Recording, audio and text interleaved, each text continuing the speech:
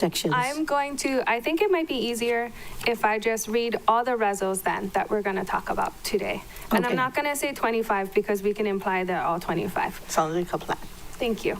Okay. We will, in this motion, be approving resolutions, I will say the first one, 25-24, 25, 26, 27, 28, 29, 30, 30. The motion with, to make the amendments on the main motion with the ASF, okay?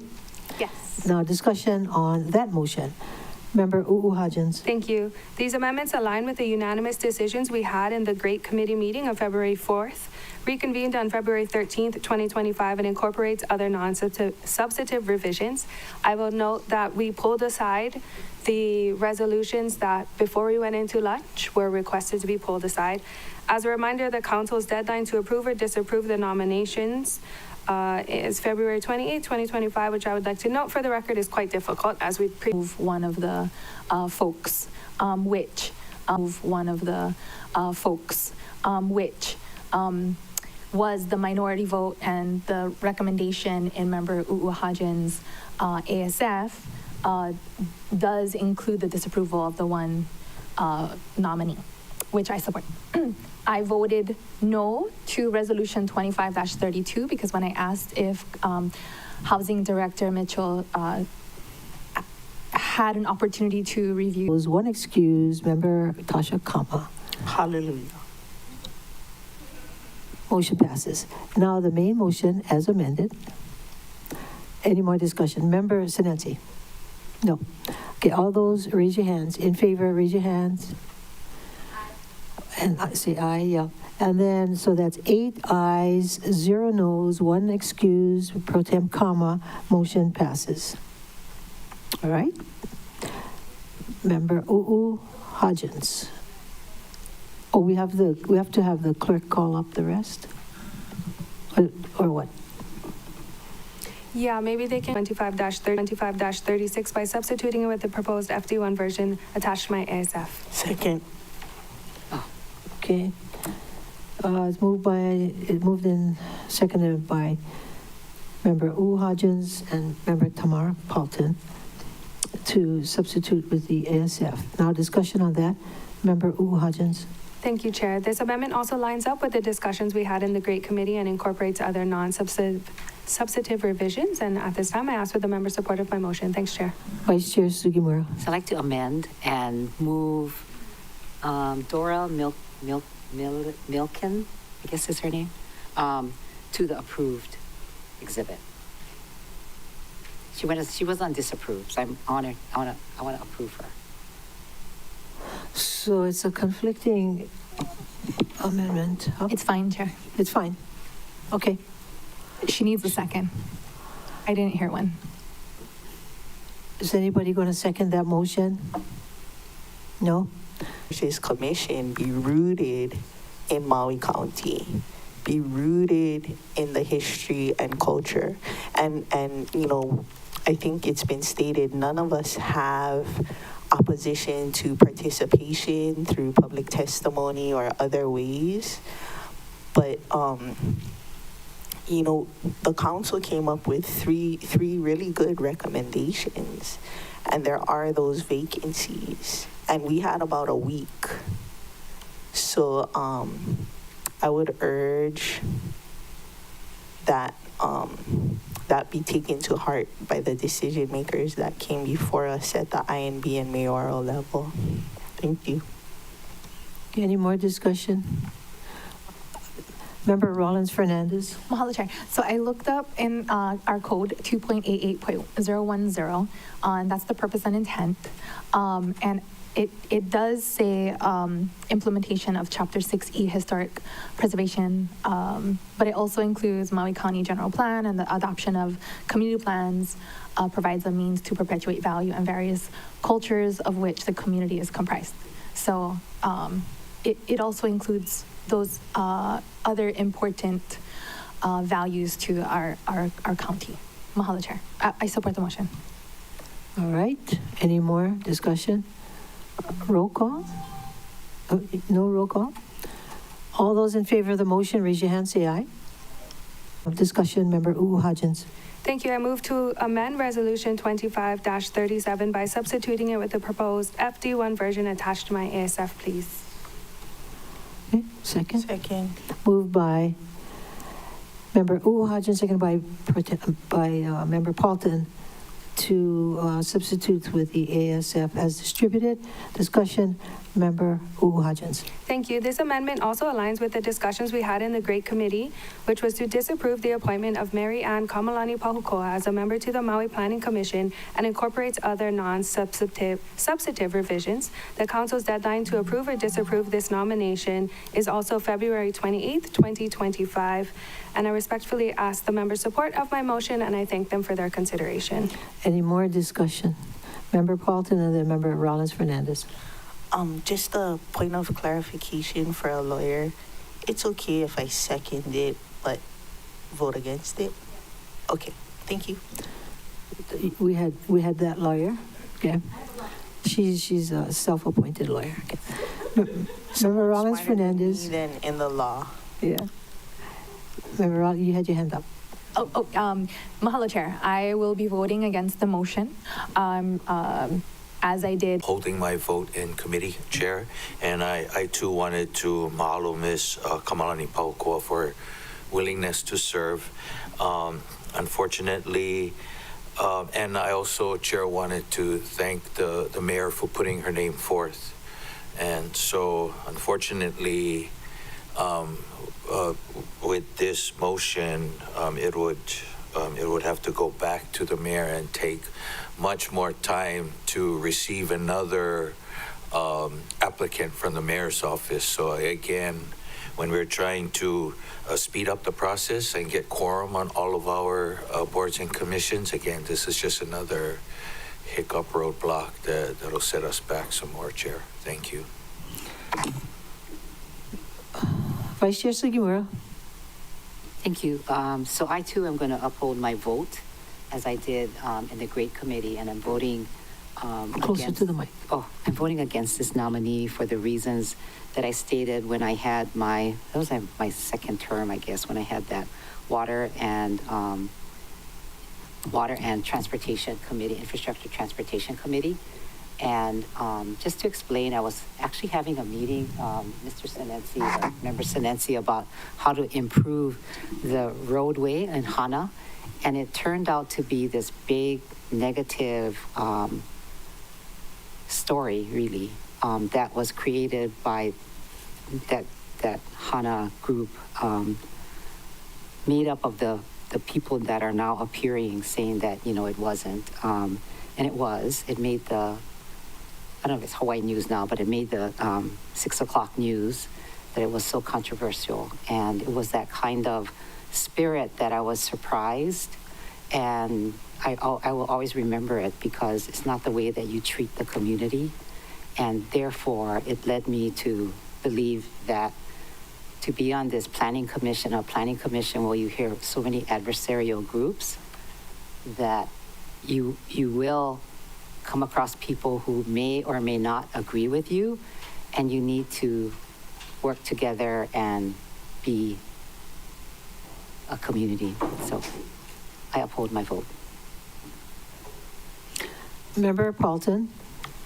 Thank you, Chair, and I'll probably go into a greater depth on my statement when we come up with Reso 2563, 67, and 69. But I will also be upholding the vote that I made in committee for the reason that at the end of next month, there will be bare quorum with the existing members on the Planning Commission. And the Planning Commission is vitally important to not just the rebuild of Lahaina, but our community plans, and a number of other things. And this point that we're at now has been coming to a head for the last 3 years. I've got a whole lot more to say, but I'm just gonna vote, uphold my committee vote for this moment.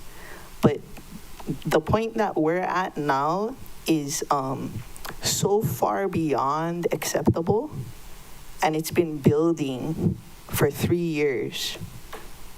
And I feel like I haven't seen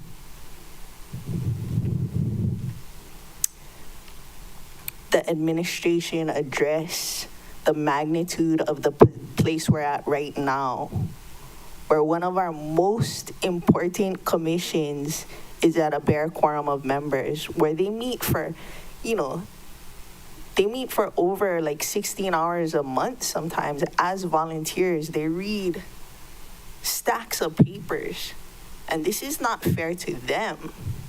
One person gets sick, somebody's kid gets sick, they don't have a quorum, they can't do the work of the people, especially Lahaina right now. It's been coming to a head for 3 years, and now we're at this point, and it's unacceptable to me, it's unacceptable to my community.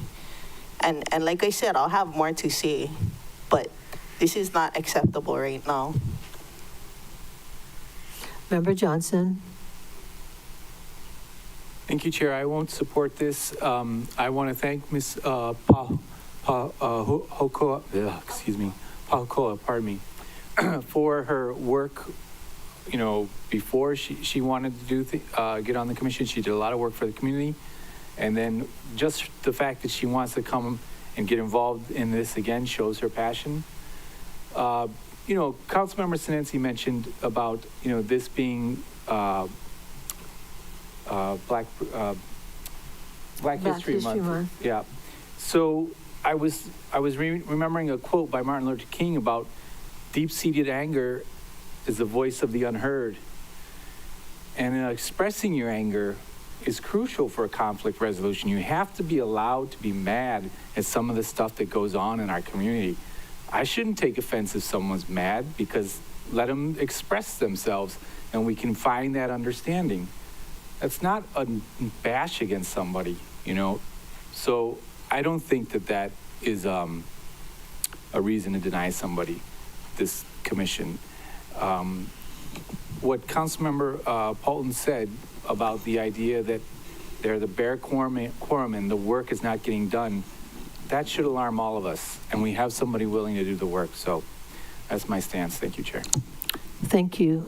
I will be asking for a roll call, but in the meantime, we do have some new guests in the audience. Can you turn around and acknowledge the people? Okay, thank you. Thank you for being courteous. Thank you. Yes, Member Uhajans. Thank you, Chair. I'm going to address some of the comments made specifically at me this morning. I will also note that I'm pretty sure in the beginning of your notes, you specifically say not to do that, and yet it is constantly disregarded. We have so many testifiers who come and single us out, and I don't agree with that behavior. I'm also going to note that while the testifier emailed all of us on Tuesday, I was not allowed to email all of you guys back. We do have some things we need to follow, like the Sunshine Law. But I'm going to address some of the issues because I was publicly called a liar, which is completely untrue. And honestly, I take offense. And in my email to her, my response, I detailed what happened on the very day that Ms. Pahokoa and her sister came up to me and my family. It was extremely uncomfortable. And I will remind this body that my husband is obviously a fireman. And at that time, he was a fireman who had just left Hana. He served that community for 8 years as a first responder. And to be made to feel like he wasn't welcome, to come to somebody's house as an invited guest, is not just anger. That's misplaced anger. I understand why she's frustrated. Frick, me too sometimes. But she didn't bother to ask who I was, which is why she doesn't know she came up to me that day. But she absolutely did. And for her to call me a liar when I can vividly recall what happened that day is beyond offensive. And I'm not going to sit here and just take it and pretend like it didn't happen when it absolutely did. And again, I wasn't allowed to CC you folks on the email, which I get, but I'm telling you right now, I wish it didn't happen. I wish I didn't have to bring this up, but it happened. And if she can understand that now all actions have consequences, This is what happens. And you know what really sucks? Is after I said something on the floor, I had so many people coming up to me and sending me messages saying they do that to them too. This is what I don't like. We as a very small community really need to lift each other up. I'm so tired of this bucket crab mentality. I support her. I did. I wasn't rude on the floor. I can support her in the HANA Advisory Committee because I understand her passion for her community. But to go around and do this to our local people, and then to lie about it, and then to continue to lie about it, and then to call me a liar is something I cannot stand for. So I want to make myself very clear right now. This is the reason why I will not be supporting her today for the Planning Commission. But that doesn't mean I still don't support her like I expect our local people to do, and I will happily support her on a different commission. Thank you, Chair. Okay, Pro Tem Kama has just joined us. Could you repeat your motion, please? Because we're going to take a roll call. Yes, thank you. For Member Kama's sake and the body's sake, we are adopting Resolution 25-37 with the FD1 version of the proposed ASF to disapprove the appointment of Marianne Kamalani Pahukoa to the Maui Planning Commission. So to disapprove is an aye. Okay. All right. Roll call. Pro Tempore Tasha Kama, Yes. Vice Chair Sugimura, Aye. Councilmember Paulton, No. Councilmember Johnson, No. Councilmember Rollins Fernandez, No. Councilmember Cook, Aye. Councilmember Hodgins, Aye. Councilmember Senenzi, No? Council Chair Lee. Aye. Chair, there are 5 ayes, 4 noes, motion carries. Okay, that's the ASF, yeah? So the main motion as amended. Roll call. Pro Tempore Tasha Kama, Yes. Vice Chair Sugimura, Yes. Councilmember Paulton, No. Councilmember Johnson, Nope. Councilmember Rollins Fernandez, No. Councilmember Cook, Councilmember Hodgins, Aye. Councilmember Senenzi, No? Council Chair Lee. Aye. Chair, 5 ayes, 4 noes, motion carries. Okay, next item. Okay, continuing on to Resolution 25-38, appointment of a member to the Maui Redevelopment Agency for the County of Maui. Member Hodgins. Thank you, Chair. I move to adopt Resolution 25-38. It's been moved by Member Hodgins, seconded by Vice Chair Sugimura, to adopt Resolution 25-38. Discussion. Thank you. I move to amend Resolution 25-38 by substituting it with the proposed FD1 version attached to my ASF. Been moved and seconded by Member Hodgins and Vice Chair Sugimura, respectively, to substitute the main motion with your ASF. Yes. Discussion. Thank you, Chair. This amendment also aligns with the discussions we had in the Great Committee and incorporates other non-substantive revisions. Thank you, members. Thank you, Chair. Any more discussion? Member Rollins Fernandez. Mahalo, Chair. I was excused for this vote. I had another meeting, and my understanding is the rationale behind your vote to not support the motion was because of the lack of knowledge of Wailuku specifically, and that's what the MRA concerns is Wailuku redevelopment. So it sounds like my colleagues were satisfied with his experience as an architect. No. Nuclear as an... Oh. Okay, that doesn't explain how that would satisfy the lack of experience of Wailuku specifically, but he said that he would study up, and I don't know. I want to support your concern for that, because if that was happening for Molokai, I would hope you all would support me. Mahalo, Chair. Thank you. But I don't feel that way, really. I mean, if you want to vote the other way, I know, thank you for your support, though. I understand why everybody didn't agree, but that's fine. Member Johnson? I want to support the district members' vote, okay?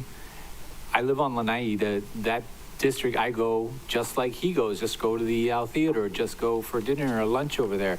That's my experience with it. So I'm going to lean on you, Chair Lee, to think that if your vote no, then as a person who lives in that district, you would know better than I. So I'm deferring to you, Chair. So I just want to let you know that it's all on you, okay? Thank you. Thank you. Yeah. Anybody else who wants to make me feel bad? Member Paulton? I was gonna defer to Member Sugimura, as born and raised in Wailuku, so it's not all on you. Thank you. Member Sugimura, you voted for him. I did, and I will tell you that I did speak to him and recommended that he read the Maui Redevelopment Agency, the book, and it basically has all the history of Wailuku and the small town, the sugar plantation, whatever. And he did say he read it. He will study it further, but what I like about his spirit is that yes, he did go to EL Theater. He did go really the heart of Wailuku town to me, which is Market Street. And that he is familiar with Lahaina before it burnt. And really, Lahaina town is very similar to Wailuku, that portion of Market Street, although Lahaina town was way more vibrant, with Front Street and the businesses that were there and the visitors. So it's a little bit different feel. But small town in terms of, which is what the MRA is about, is the development of the 68 acres and how to invigorate it, revitalize it. And he had the spirit, so I totally support him. Take off the pressure from you. Yeah, I'm sure that Wailuku could use a nuclear plant for revitalization. Anybody else? Okay, roll call. Oh, no. Yes. So we need a roll call. Pro Tempore Tasha Kama, Yes. Vice Chair Sugimura, Yes. Councilmember Paulton, Yes. Councilmember Johnson, No? Councilmember Rollins Fernandez, No. Councilmember Cook, Yes. Councilmember U'u Hodgins, Yes. Councilmember Sinensi, No? Councilor Chair Lee. No. Chair, there are 5 ayes, 4 noes, motion carries. Thank you. Thank you, everybody. Appreciate your concern. But we do have to fill these boards and commissions. That's the bottom line, Next. And then that was the vote on the substitution, so the main motion is Yes. substituted. Main motion is amended. Do you want me to do roll call again? Yes. Pro Tempore Tasha Kama, Yes. Vice Chair Sugimura, Yes. Councilmember Paulton, Yes. Councilmember Johnson, No? Councilmember Rollins Fernandez, No. Councilmember Cook, Yes. Councilmember U'u Hodgins, Yes. Councilmember Sinensi, No? Council Chair Lee. No. Chair, there are 5 ayes, 4 noes, motion carries. Okay. Motion carries. Next item. Okay, moving on to Resolution 25-40, appointment of a member to the Real Property Tax Review Board for the County of Maui. Member U. Hodgins. Thank you, Chair. I move to adopt Resolution 25-40. Moved by Member U. Hodgins, seconded by Vice Chair Sugimura to adopt Resolution 25-40. Discussion, Member U. Hodgins. Thank you, Chair. Before I ask to make the amendment, I believe we have Ms. Jermansky on the line. This was the one that we weren't able to interview her. So we went ahead and I believe voted against her because we weren't sure if she was still interested, and she testified this morning. And so I would like to, if it's okay with you, give her the opportunity to talk stories with us and do a little bit of committee work in your council. Thank you. Any objections, members? No objection. No objection, but I just wanted to clarify for the record that we weren't voting against her per se, just the nomination, because we weren't certain that she had confirmed that she wanted to. I know that's what Member Hodgins meant. Mahalo, Chair. Okay, is she on the line? Madam Clerk? Ms. Clerk?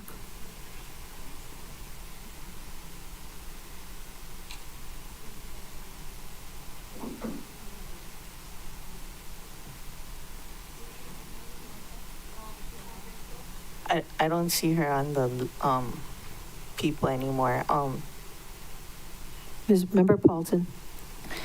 So, for my opportunity, one of the main concerns I had was because over the past 3 years, you know, people haven't received their packets, people haven't known they were being nominated and things like that. And while I didn't ask any questions when she testified today, she obviously was still interested in the position, and going into the lunch break, I wasn't sure how I would vote. I think I support her because, you know, there's lawyers and there's rules that kind of keep you on the straight and narrow on the real property tax appeal. You can't, you know, somebody forgot to file their owner occupancy or homeowner exemption by the deadline. You can't just say, okay, I'm going to grant that appeal. There's laws and there's guardrails. But beyond that, I can see the value of having a survivor that lost their home on this board. I would have liked to have a conversation with her, but just within the parameters that we're making the decision today, I think that, I mean, I'm not sure she knows what she's into. I always use the term buyer's remorse, but I'm willing to give her an opportunity, and I see the value of having a survivor who lost their home on the real property tax appeal board, if she's willing to serve, and we established this morning that she was. Anyone else? Discussion? Member Rollins Fernandez. Mahalo, Chair. And she would be the only one of the 5 members of the Real Property Tax Review Board that would be a resident, if she's still a resident, but is a community plan area for West Maui. So I just wanted to make that point in case anyone was wondering if the West Maui voice was represented, and it's not. She would be that voice. Mahalo, Chair. I do think she said that she's not currently living in West Maui, but she has plans to rebuild, and that will be where she lives. Mahalo for that clarification. So I can be supportive. Mahalo, Chair. Anyone else? What is that? Did somebody say something? Nothing. Okay. Ready for the vote? No need for roll call? I move to, I think first we have to substitute and then amend the substitution. So I move to substitute. No? Oh, I just made the amendment. Do you want me to do it? Yes, please. Okay. Okay. Member Hodgins? Thank you. I move to amend Resolution 25-40 by moving Mr. Mansky's name to Exhibit B for approval. Okay. Moved by Member Hodgins, seconded by Vice Chair Sugimura, to move Ms. Jermansky's Jermansky. name to the exhibit for approval, Exhibit B. Exhibit B. Any more discussion? All those in favor say aye. Aye. Member? Yes. Fine. 9 ayes, 0 noes, motion carries. Main motion as amended. Member Paulton and then Member Rollins Fernandez. Oh, sorry, Wow, we were everybody. voting. Oh, you're voting? Oh, I was thinking, wow, everybody has a question. Okay. All those in favor, raise your hand, say aye. 9 ayes, 0 noes, motion carries. Very good. Wow. I'm impressed. Shall we move on to the next one? Chair, before you is Resolution 2551, authorizing acceptance of the donation of a Ford F-350 pickup truck with a Darley skid unit from the Daniel R. Sayre Memorial Foundation to the Department of Fire and Public Safety pursuant to Chapter 3.56 Maui County Code. So this is Member Paulton. Thank you, Chair. I move to adopt Resolution 25-51. Second. Moved by Member Paulton, seconded by Member Cook to adopt Resolution 2551. Discussion, Member Paulton. Thank you, Chair. I'd like to express my utmost gratitude to the Daniel R. Sayre Memorial Foundation and expedite the donation of a Ford 350 pickup truck with a Darley skid unit so that our fire department could make use of this donation as soon as possible. Thank you. Okay. Any more discussion? All those in favor of the motion, raise your hand, say aye. 9 ayes, 0 no. Oh, you have a, oh, okay. You have to raise your hand a little higher because otherwise I think you're voting. Vice Chair Sugimura. So I want to strongly support this. You're going to find in months to come, I think, or hopefully years, that the Daniel Sayre Foundation will be making more contributions or donations to us. They have raised over $5 million in our behalf.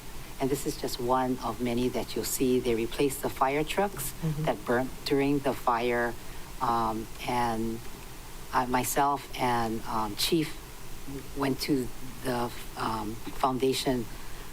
I guess it was a huge gala that they had on the Big Island. And they do that to raise money for the Big Island. And they have, after our fire, the Sayres have decided to help us.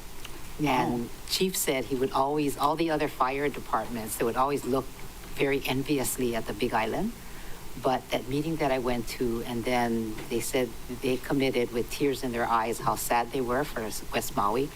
And they are helping us. So I want to send our appreciation to them, and I will let them know that this is happening. They've been waiting for us to take action. So this is just a start. Is Daniel Sayre their son? Jonathan. Oh, Jonathan. Okay. Oh, wait, was it Daniel? No, you're right. Daniel is the son that passed away, and the parents, yeah, Jonathan. Okay. Any more discussion? If not, all those in favor of the motion, raise your hand. 9 ayes, 0 noes, motion carries. Right, Ms. Clerk.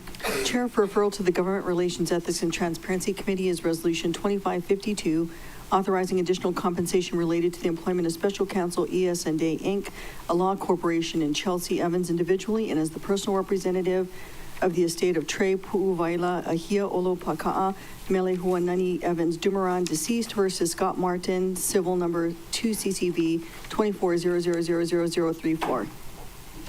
Members, any objections to referring this to the Great Committee? No objections. Okay, and next. Chair, for referral to the Agricultural Diversification, Environment, and Public Transportation Committee is Reso 2554, requesting the Conservation Planning Committee to review and provide recommendations on parcels identified as wetlands in the Maui County Wetlands Map.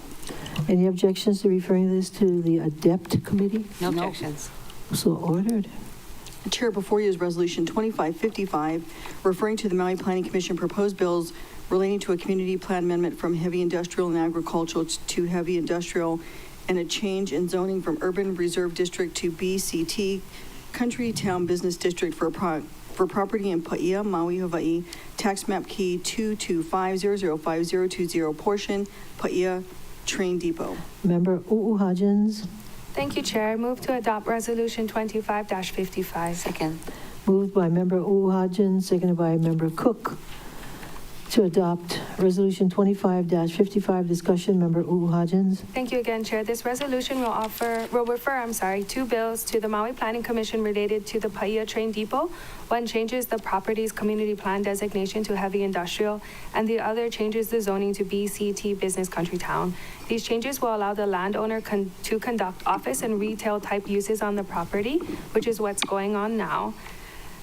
This resolution is the first step in the process. Sending these bills over now will mean the appropriate council committee will likely be able to consider these bills sometime in the early summer or fall, or in the summer or early fall. You know, we just had that discussion of Maui Planning Commission, so happy to discuss further. I think Rory should be on the line. Thank you, Chair, and thank you, members. Any more discussion? If not, all those in favor of the motion, raise your hand. Oh, Oh, I I'm had a sorry. Yeah, discussion. move to adopt, yeah. Yes, Member Paulton. I'm okay with putting this would be a council-initiated change in zoning. I'm okay with putting this forward to the Planning Commission. I think the only caveat would be that either Member Hodgins or Mr. Frampton be present when the item, or not be present, but be available as a resource when it comes up before the Planning Commission. Because as Member Sugimura had said, sometimes they don't like us to do this. But I think if you folks are there as a resource to answer questions, that should mitigate that. Either or, not both. Yeah, thank you for that. I call him Rory, but Mr. Frampton is way more knowledgeable than I am, so I would probably be second option He's in line. If he's on the, is he on the line? Yeah, he's online. He's here to answer any questions, but I'm gonna happily volunteer him to be there at that time. Yeah, either or, I'm okay with whomever, but just, to help them out. Very good. Okay, again, all those in favor of the motion, raise your hand, say aye. Aye. 9 ayes, 0 noes, motion carries. Ms. Clerk. Chair, before you is Reso 2557, approving use of managed retreat revolving fund for property acquisition by the Lahaina Community Land Trust. Member Paulton, Thank you, Chair. I move to adopt Resolution 25-57. moved by Second. Member Paulton, seconded by Member Cook, to adopt Resolution 25-57. Discussion, Member Paulton. Thank you, Chair. For all the reasons stated by Ms. Ness, and she's still in the chambers available as a resource, I move to adopt Resolution 25-62. Oh, sorry, wrong one. 57. Any more discussion? Yes, Member Cook. Thank you, Chair. I think that the managed retreat fund is, this is a good example of actually using the funds. And there's going to be a wide variety of different situations as far as moving things. But this is a viable, really great first step to use these funds and make sure that their managed retreat is actually being implemented. Thank you. Okay. Any more discussion? Member Hodgins. Thank you, Chair. I'm happy to support this as well. As somebody who also owns shoreline property, but in Paia, not in Lahaina, you couldn't pay me enough to sell my property, which is probably why something like this exists, so that it could be forever in open space. And I do appreciate everybody's willingness to help everybody figure this out. I would prefer that the shoreline owners can move back home and spend the rest of their life with some assumed risk, because as Hawaiians, we have an attachment to not only our land, but the water too.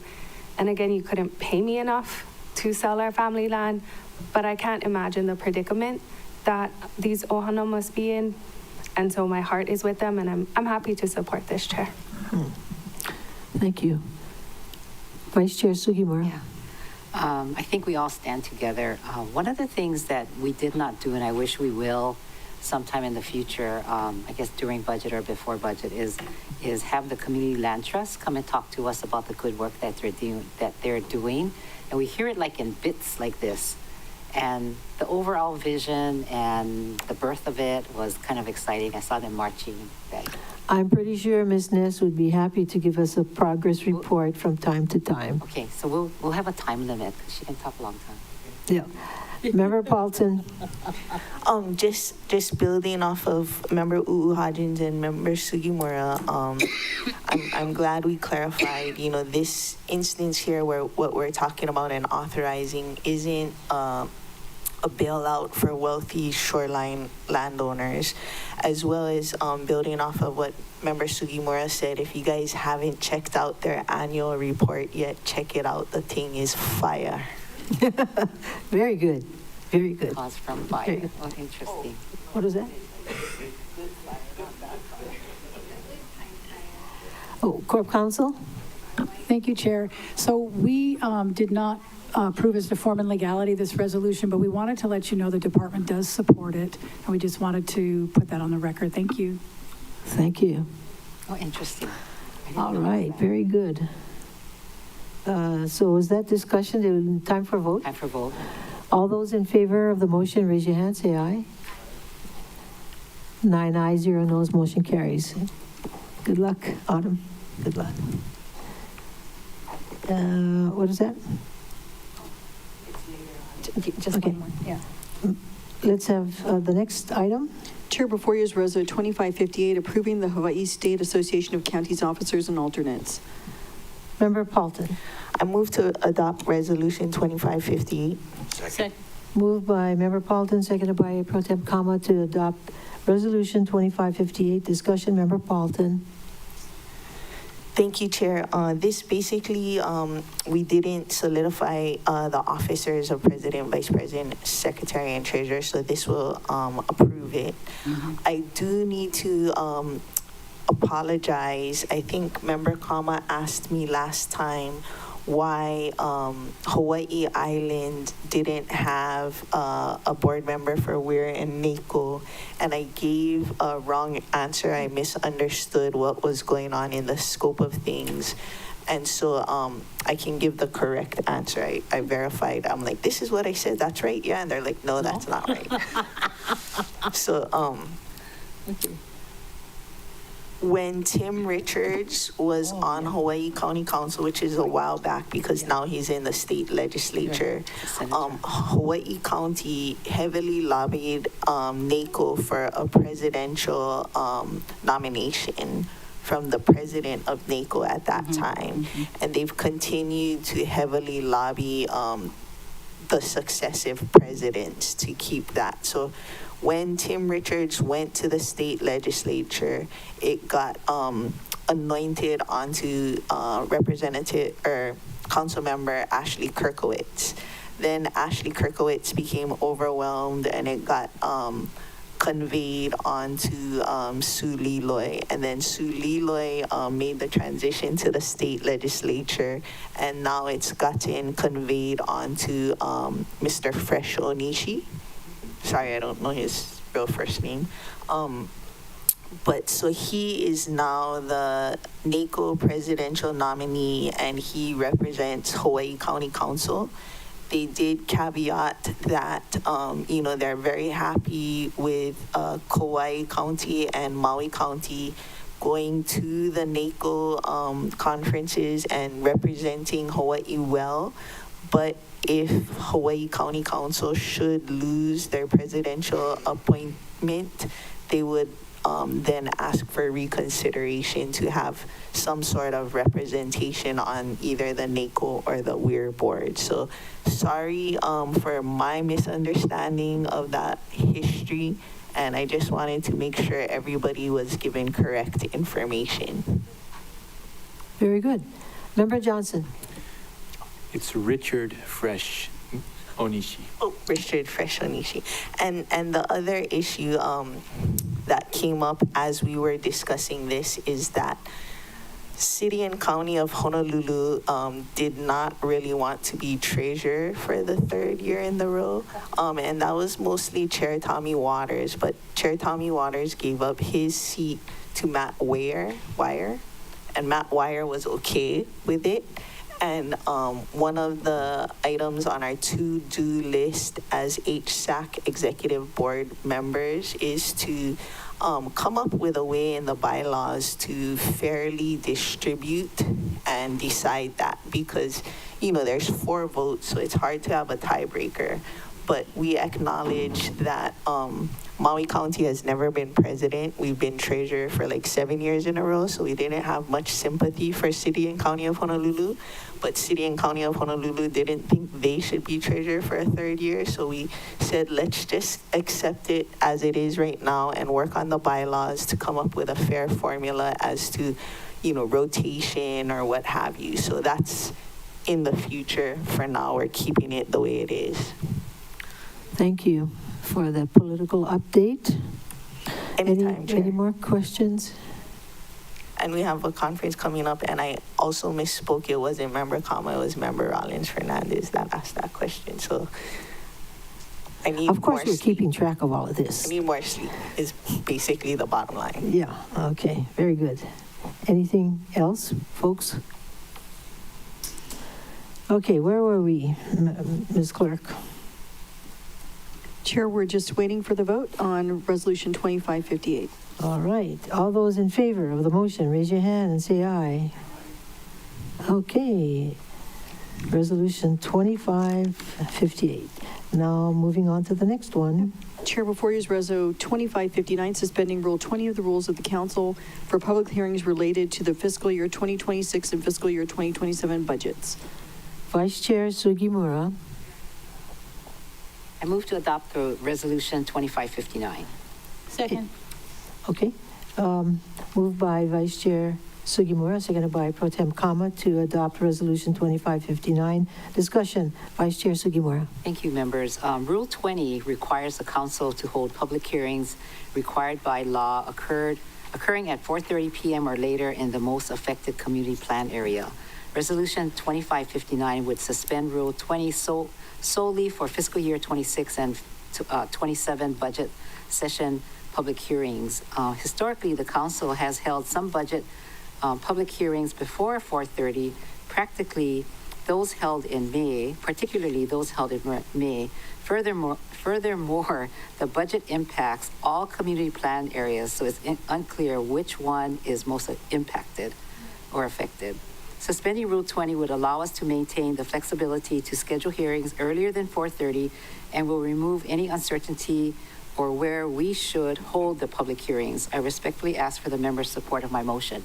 If not, we have to have all-night meetings. Thank you. Okay, Member Rollins Fernandez. I would be okay with night meetings. No, I'm just kidding. I'm supportive of this. When I included the rule to have the public hearings, I did not think about our budget public hearings. And so for the public hearings that we have on real property tax, weight tax, all the things, then That nobody shows up for. True. I know what you doing, Shirley. I can support this. Mahalo, Chair. All right, anybody else?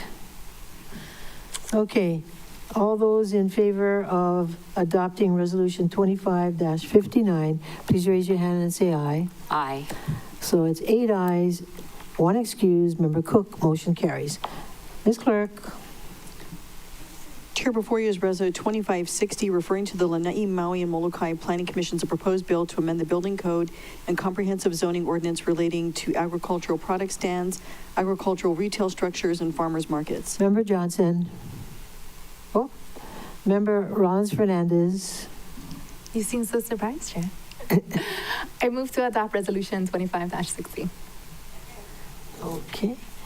Moved by Member Rollins Fernandez, seconded by Member Hodgins to adopt Resolution 25-60.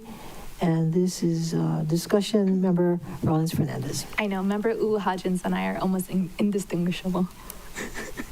And I know why you were surprised, because Member Johnson drafted Resolution 24-171, which also changed definitions relating to a similar purpose. So the bill attached to Resolution 25-60 relating to ag product stands, agriculture retail structures, and farmers market, the bill would amend Section 19.30A.015, the definitions for agricultural retail structure, which means fully enclosed building, structure, vehicle, or structure on wheels, and the definition for farmers market, which means either there's one definition and then the other where it amends is a building, structure, vehicle, or structure on wheels. So those are the two definitions. While the Planning Commission does not have the authority over Title 16, amending the definitions in Title 19 would affect Section 16.25.105. So I included that section in Title 16 for context for the Planning Commission. And those sections, the subsection is section 16.25.105. And then it says agricultural products stands as defined in section 19.30A.015, subject to the following. There are no more than 300 square feet in total floor area, and B, if they are vehicles or structures on wheels, they do not traverse a public road. And then agricultural retail structures as defined in 19.30A.015, subject to the following. A, same thing, no more than 300 square feet in total floor area, and B, vehicles or structures on wheels, they do not traverse the public road for additional safeguards. Our testifier this morning, Mr. Hokajo, served as a resource person in ADEPT committee on November 21st, 2024, last year, sorry. The committee discussed those concepts and were supportive. However, these amendments went beyond the bill that Member Johnson had introduced. And so I'm following up on that definition change, and that's why I'm okay with it not going to committee. Next Tuesday, February 25th, the Maui Planning Commission will be hearing Member Johnson's Resolution 24-171 with bills attached, with the bill attached amending 19.30A and 19.36B, amending definitions for agricultural food establishment and agricultural food stand. The goal was to try to get them all together, but the Maui Planning Commission was very expeditious and the planning department in getting it heard very quickly. So it won't be heard together, but that's okay. They'll get a crash course next Tuesday. Anyway, I urge the members to support. Mahalo, Chair. Before I call on you, I have a clarifying question. The 324 square feet, Just 300. 300 square feet, is the limitation of the food truck? Okay, and the food truck cannot traverse county roads? So how do you get it to where it has to be? Carry it? Yeah. No, come on. How do you get the truck? On a trailer? On a trailer. It can't have wheels. I mean, we're not all as strong as you, Charlie. We Yeah. can't carry the food truck with our bare hands, but we can carry it on a trailer, and so we can traverse. Okay, I'm just curious, why can't it have wheels? It can have wheels. It just cannot traverse the public road. Why not? Maybe Mr. Hokajo is on. I don't know the answer to that Oh, question. okay. I was just I'm curious. assuming it has to do with either Public Works or, nope, I'm not going to make any guesses. I don't know. Okay. Member Paulton, do you know? No, but I did receive correspondence from community members from HANA. I can't find that correspondence right now. I was looking through my texts and like that, but they were asking for some sort of exemption, I guess, because to get the food truck to HANA is a concern. So I'm not sure if the HANA people should testify at the commission, or if we can make note of HANA's situation with trailering and all those bridges and then the backway and all that. I mean, I'm definitely not the authority to speak on HANA's hardship, but I did receive a communication. I just can't find it. I'm sorry. Member Sinanci? Thank you. At this point, the community would request, if possible, that the bills be sent to the HANA Advisory Committee for further discussion. Any objections, Member Rollins Fernandez, to simultaneously send it to the HANA Advisory Committee? The advisory committee is an advisory committee to the Maui Planning Commission and not to the council, and so we don't have that authority to do that. I would be supportive of it going to the HANA Advisory Committee, but that would be the Maui Planning Commission's decision. Okay, yeah, thanks for reminding me. Maybe we can just send them a letter to We will recommend. request. Yeah, thank you. Okay. Do you have something else? I think that's a great solution. Thanks, you guys. Okay, keep that smile going as we turn the page. Oh, wait, okay, let's Call for the vote on question? this. All those in favor Staff, of referring this? excuse me, Chair, I'm sorry to interrupt. Staff would just like to point out a technical amendment that should be made to the bill that's attached to the reso. I apologize for not catching this earlier, but in section 6 of the bill, we need to account for ordinance 5761, which took effect last month. And it's just changing a number from 15,000 to 30,000 gallons. 15,000 to 30? So moved. Second. Okay, so what is the recommended language amendment? The bill attached to the resolution still says 15,000 No, gallons. no, the actual verbiage for the motion.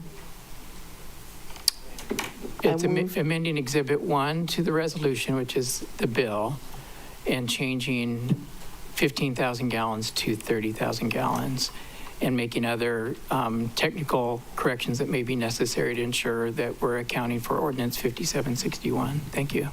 So moved. Okay, so, Madam Clerk, you got the words, the language? Okay.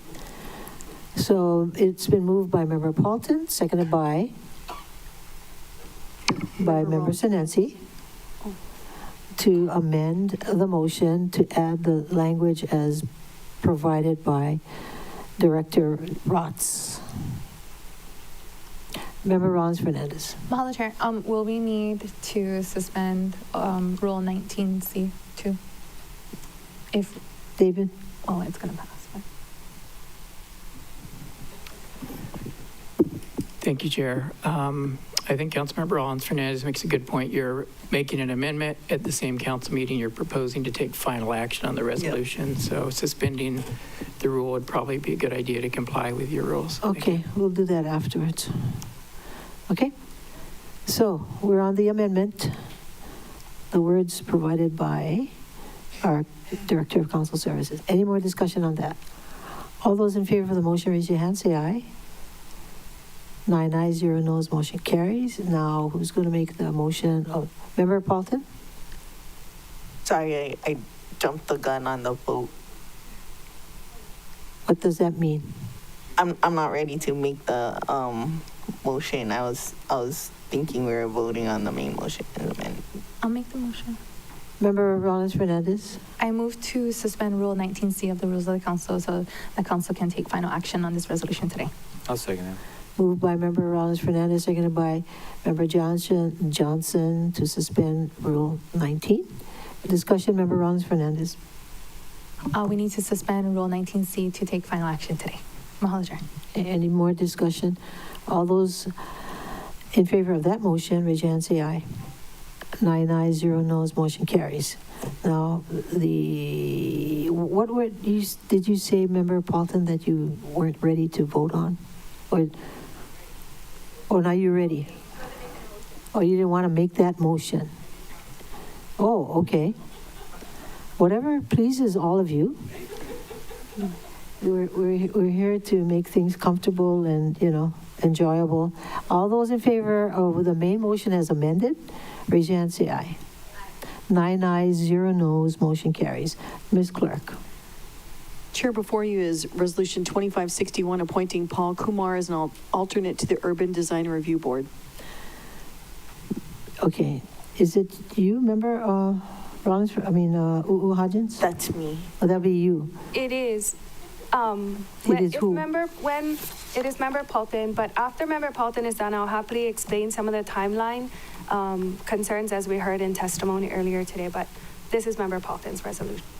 Member Paulton. Should we, before we take up the members' nominations, allow Member Uu Hodgins I to think so. say what she needs to Yeah. say?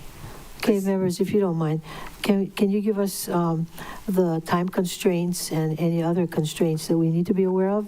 Member Uu Hodgins? Thank you. I will just read verbatim from one of the letters that we got to the Great Committee last week, Monday, from the committee secretary, and I'll read it verbatim so I don't mess it up.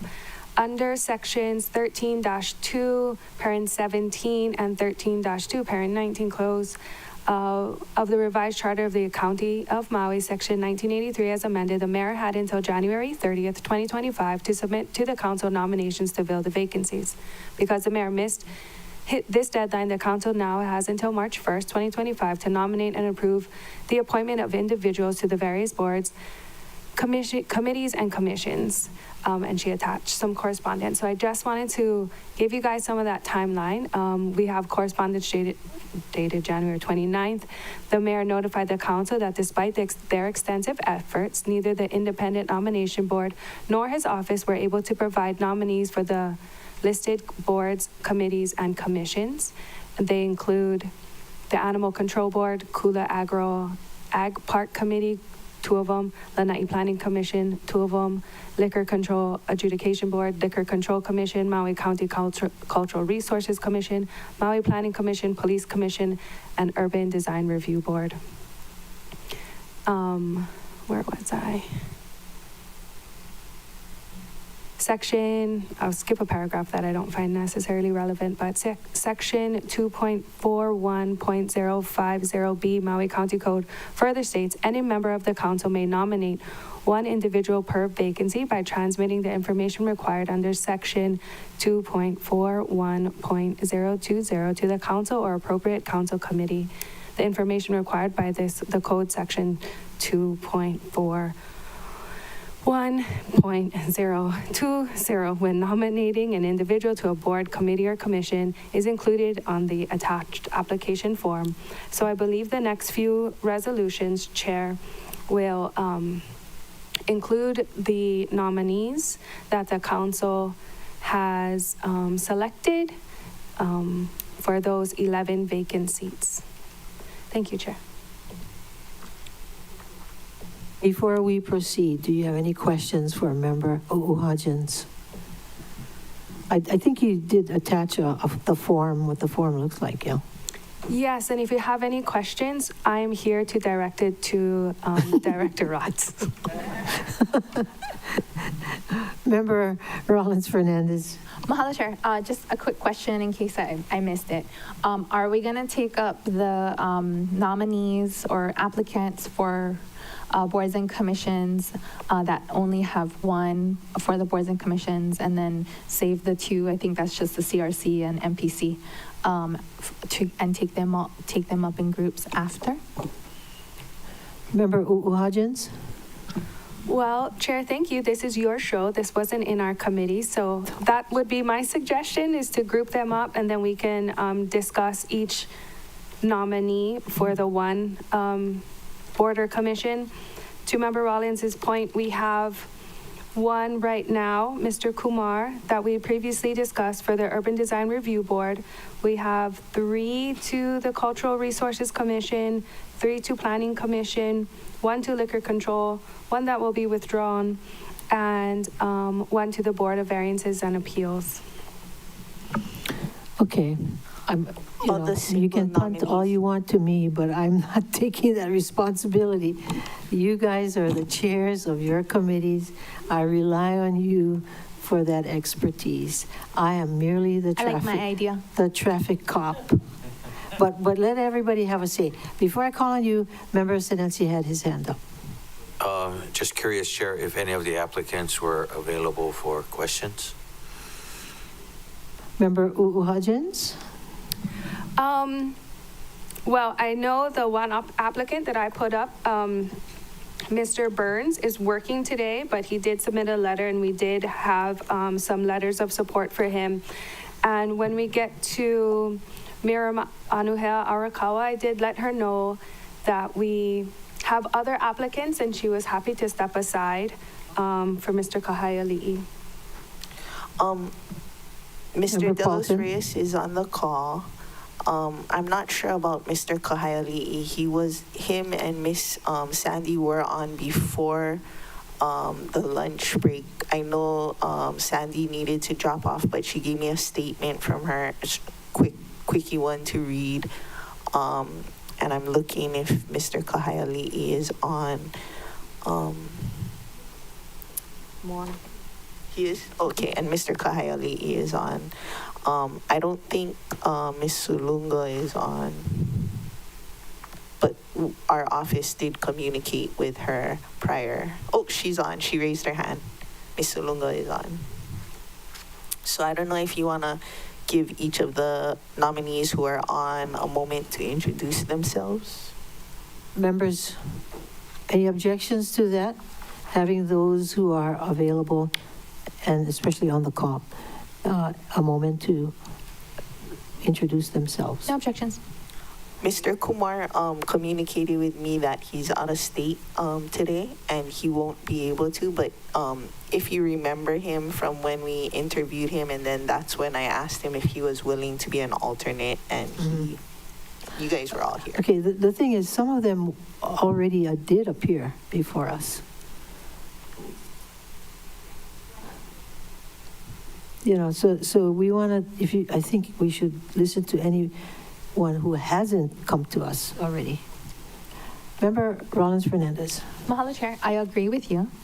And I think if any of the council members have a question for a specific applicant, then perhaps the council member can make their request known, and then we can see if they're on. I don't have any questions. Okay, Member Paulton. And I just wanted to disclose that Mr. De Los Reyes is on the call from a phone and he's not sure how to unmute. So if anyone had a question for him, we would need to give instructions how to unmute on the phone, but he's available. Okay, does anybody have a question for that person? De Los Reyes. Oh, Corp Counsel. Phew. Please, my worst nightmare. Okay, so I do have some procedural issues with the rezos that I think we need to resolve before you folks get into discussions with the particular members. And I don't know when you want to bring those procedural discussions to light. But I just thought we should pop it up now. Well, yes, now is a good time. Okay, Can I just make a point of information? If anyone would like to talk to Mr. De Los Reyes, if we could do it first, because he has to get back to work. Okay. Does anybody have a question for this person? Apparently not. Can you let him know? Thank you very much. Okay.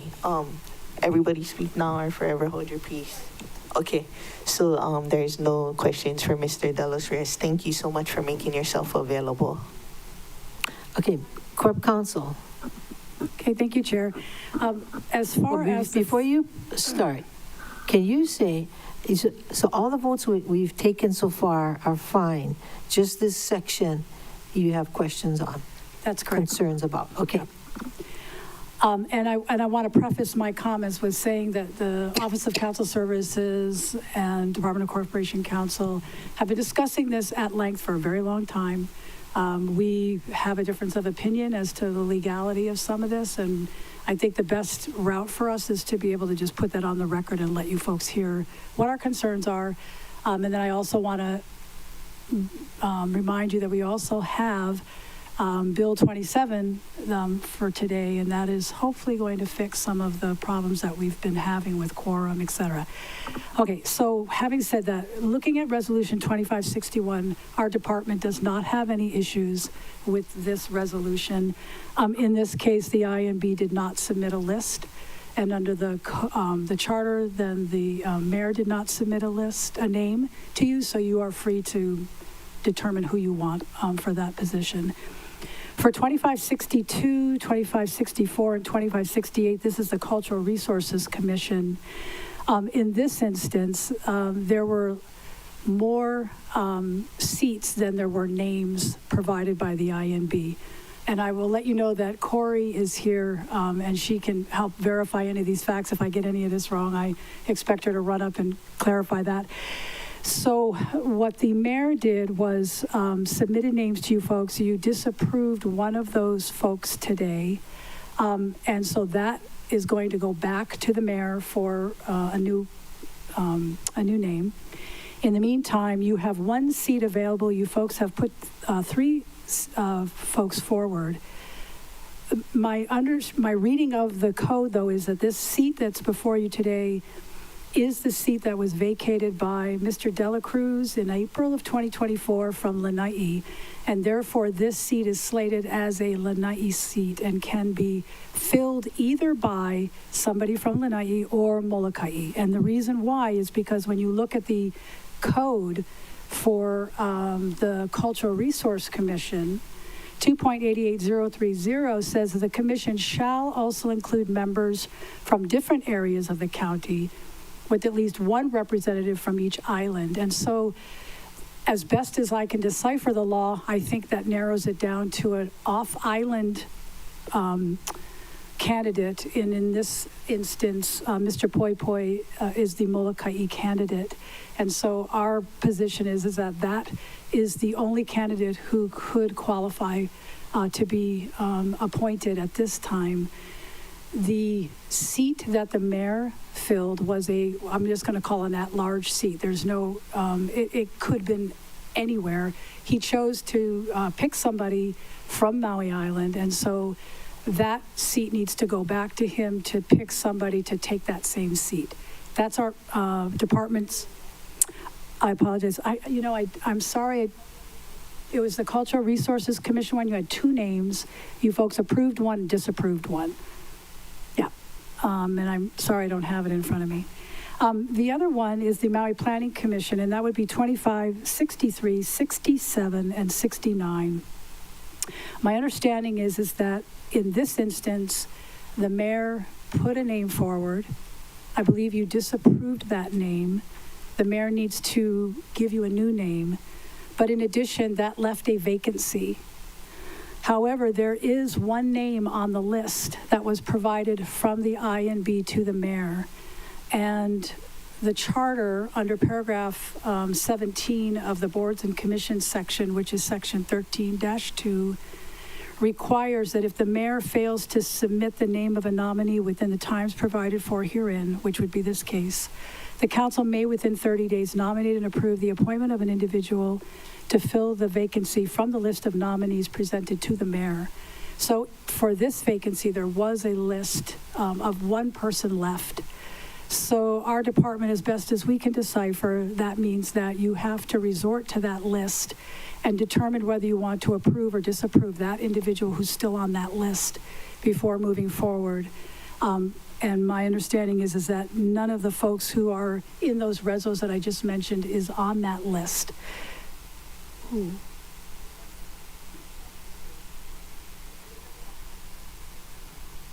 Are we back on?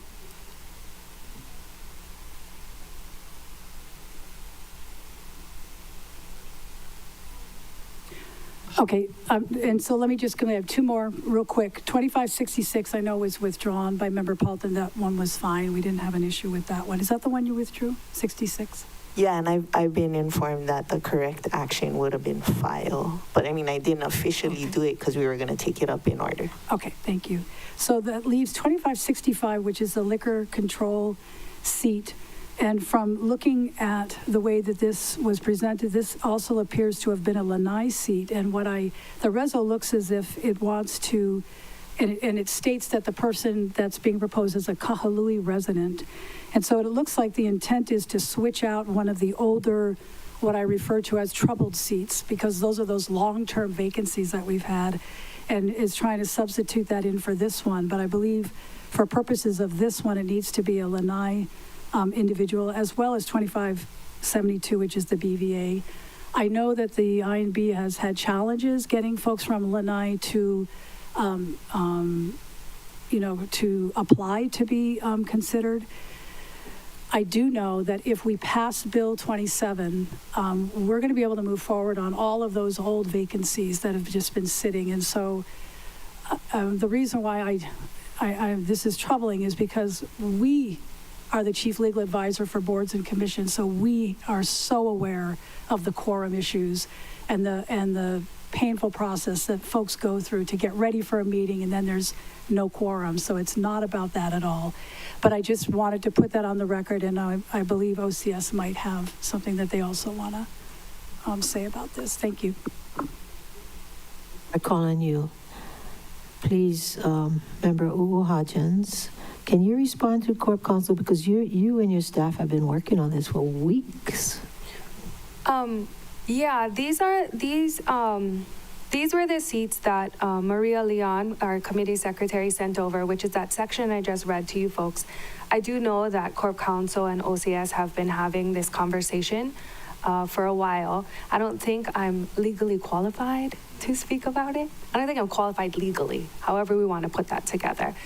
So my preference would be for Mr. David Rotz to give his opinion, and then I think maybe we can decide as a body what we might want to do.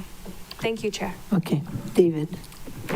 Thank you, Chair and Council Member. And yes, your legal staff in both the executive and legislative branches have been having some lengthy discussions on trying to advise the council. And as Councilmember Uhajan said, it'll be up to the body to determine how to proceed.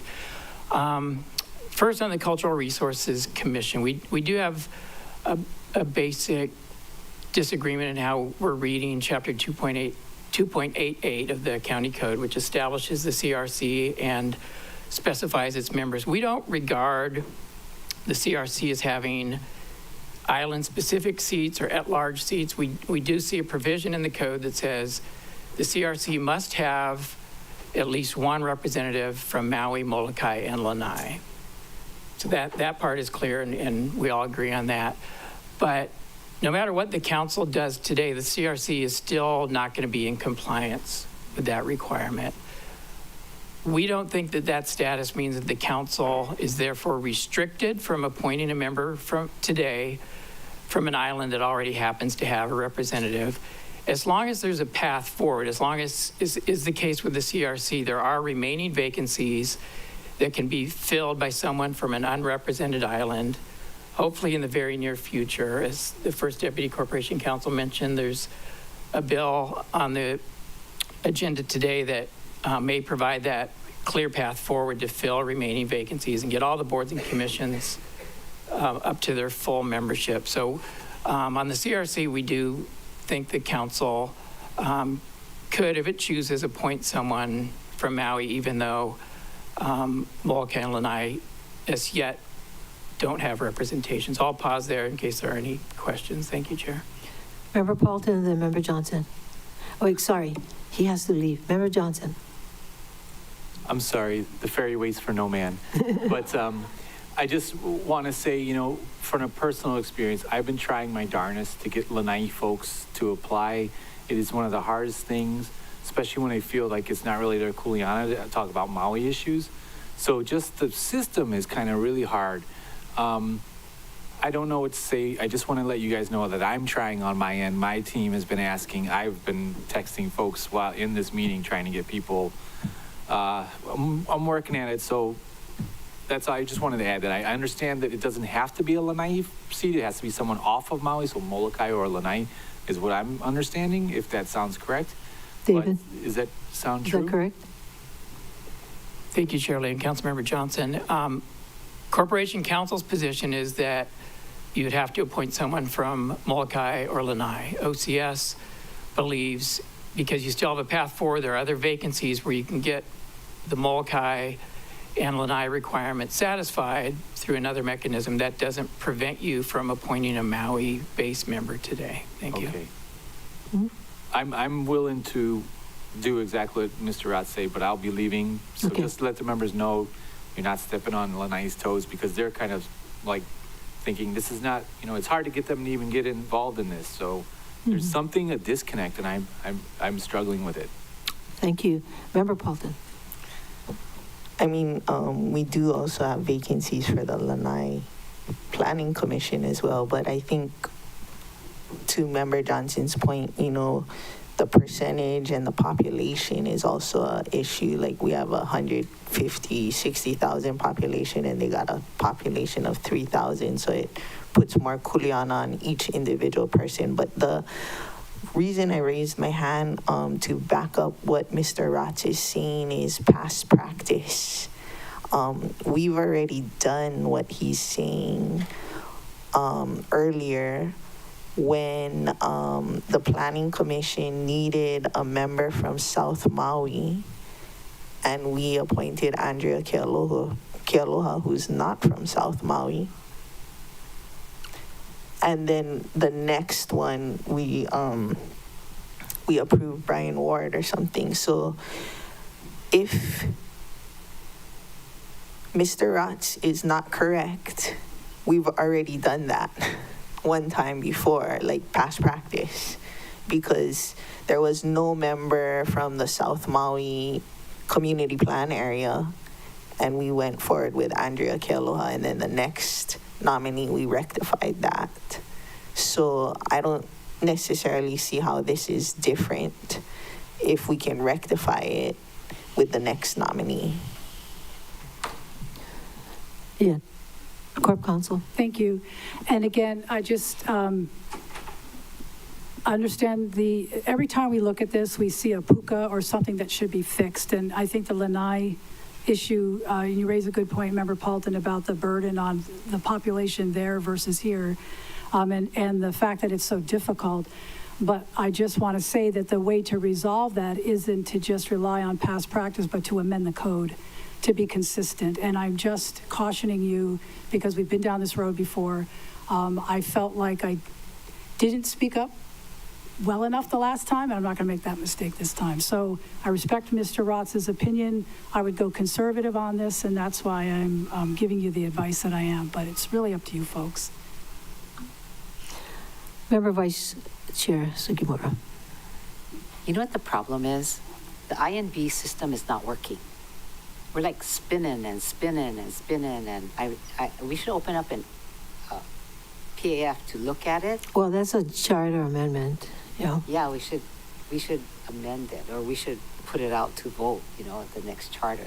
This is kind of crazy. We're creating our own problems by trying to fulfill a new, charter amendment, and we're just spinning, And then we're trying to make, rules around it, or not law. We're trying to change the law so that we can, fill it in, and we should just go back to the old system that those people who made the charter amendment hated, I guess. So therefore, they wanted to have this blue ribbon committee, was what we kept on hearing about, and then this charter amendment appeared.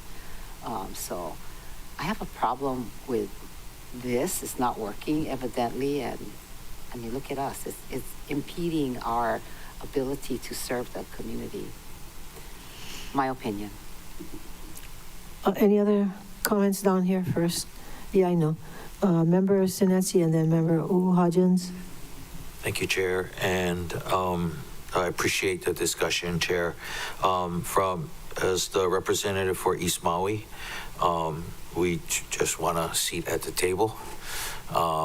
Even though we are a small community as well, and like Member Johnson, it's always hard to find people to volunteer on these boards and commissions, as you've seen. But and I get maybe that's why the independent nomination board was trying to get more candidates for these boards and commissions. However, albeit a small community, we still want to be, in case there are, Chair, any projects that do occur in East Maui, we have the advisory, but we also want to have that vote as well. So in the past, we've never had that chance to voice for a lot of the projects that happen in East Maui without a representative on this board. So I'm okay. Again, we'll push to have a seat on this board.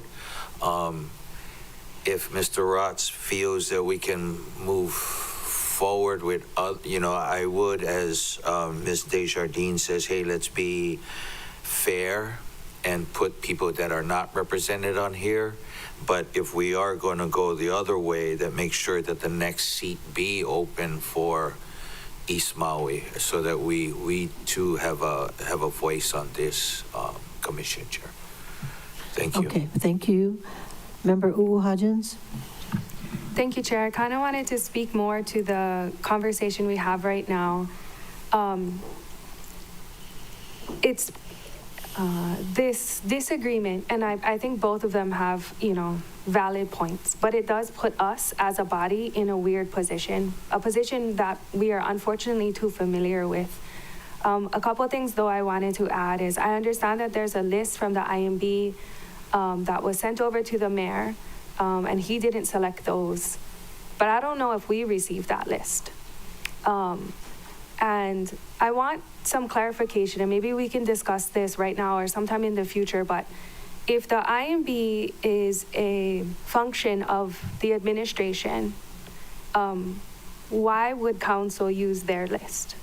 Why would we not do our own as we've done before? And if mayor didn't select that person and he didn't select those seats and fill those vacancies, why would we take that same list of unselected peoples or applicants and then use that for our version of selection? But I just was wondering if you could speak to maybe the separate, branches of government and where it intersects, and if it does intersect at IMB, and then discuss to the point that we didn't get that list. Like, at least I didn't get that list. I didn't know we had a list to choose from. From communications with OCS, there was never made mention of a list. I'm not too sure where the list is or who's even on the list or what seats are on the list and what seats are available on the list. I had no idea this list exists. So I'm wondering if we could discuss some of that too, since it was mentioned. Who are you asking? Maybe Mimi? Or Mimi? Corp Counsel? Thank you. Great question.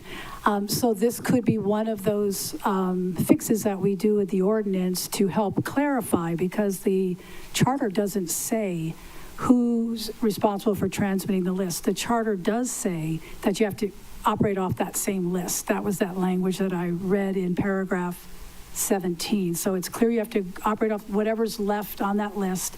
The only option you have at that point is under paragraph 20 to tell the IMB, I don't like this list, scrap the whole list and ask them for a new list. But the problem is you don't have time to do that. So that's not an option. But what could be done is an ordinance that proposes how does that list get transmitted to council. And the reason I say that is because we also know, because we've had this discussion, that those folks are applicants. So they're not nominees, so they have privacy rights. And in fact, I've found provisions in the Maui County Code that support that, not just the Hawaii State Constitution. So how would that list be transmitted to protect those folks, correct? So I noticed, for example, your packet today has the applications for those people that you have elevated to nominees. Great, no problem. But how do we work with this? The Maui County Code says that we're going to protect them unless they consent. And we've had this discussion. If you get their consent and they're okay with it, then great. If they're not, they won't apply if they know that that's the rule. But anyways, the charter is silent as to whose responsibility it is to transmit that list. Wait, before you, I'd like to ask a question, Corp Counsel. Okay, you keep bringing up the ordinance to fix this situation. We know that that's not a solution for today, because we can't do that ordinance today and pass it. That's correct. Okay. So what's left as far as alternatives? Because are you telling us that all the nominees that individual council members came up with cannot be passed today, and that we have to go back to the list, the INB list, review that, and if we don't like any of those nominees, we reject those nominees and ask them for a new list? Is that what's available to us today? Our department's position is that you cannot proceed with filling the Maui Planning Commission or the Cultural Resource Commission seat today, or the BVA or the Liquor Commission, because those are being switched out for residents who are not from Lanai. These are all, in our reading of what happened, these are all Lanai seats, those two. So yeah, you have to return them back to the mayor for failure to act within 30 days, and then have this whole process start again with the IMB creating lists and moving through this process again. And again, it's nobody's fault. It's just simply that this system is not working. I'll be frank, it's not working in anybody's best interest. I just want to clarify one thing Mr. Roth said, which is that our department's from the executive branch. We do not work for the executive branch any more than we work for you folks. So you are our clients, the executive branches. We're just trying to get to the bottom of how do we make sure we do this the right way so we don't run into the snags we ran into last year. Is it going to cause more delay? Yes. But we're working to fix it as quickly as we can, and that's the best that we can do. Okay, Member Paulton and Vice Chair Sugimura. I'd like to take this opportunity to voice my extreme frustration. We followed the procedure that was emailed to us within 1 week to recruit all these members that wanted to serve on boards and commissions. I followed the legal advice of a lawyer. And this is not without consequence.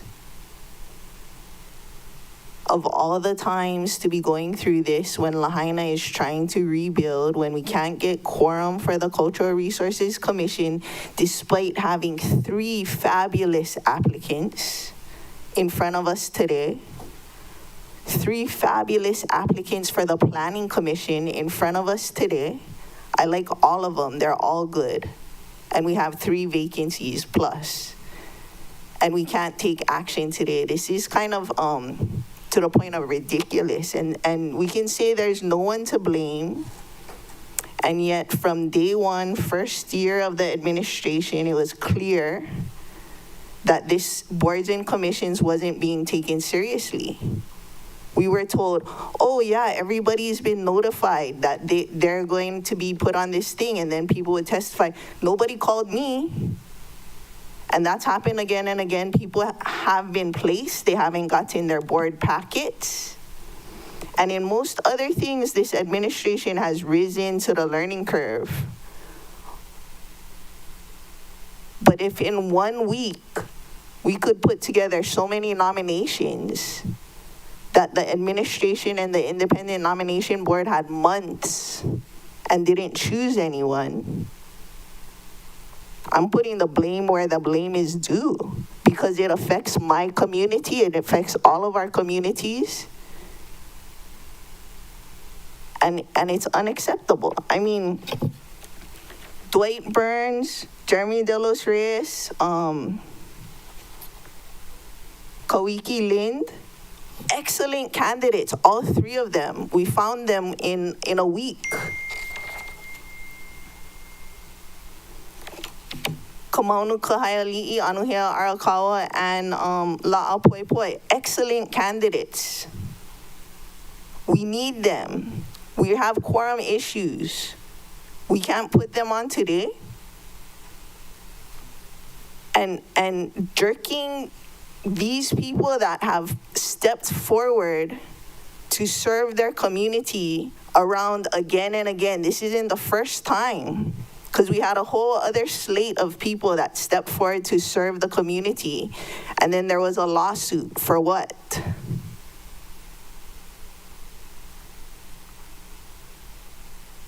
And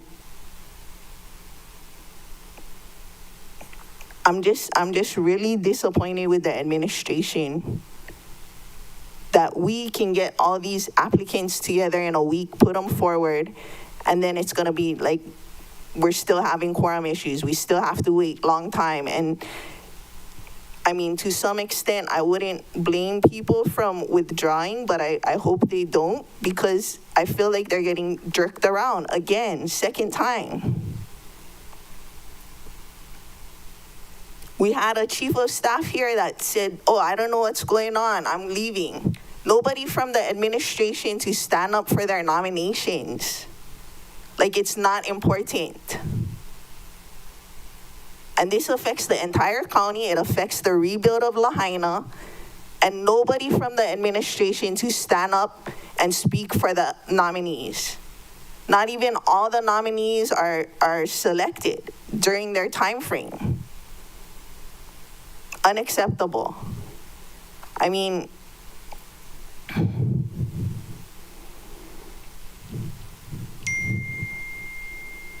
it's wrong. It's wrong. This is the 3rd year this situation has been messed up like this. There's only 4 years.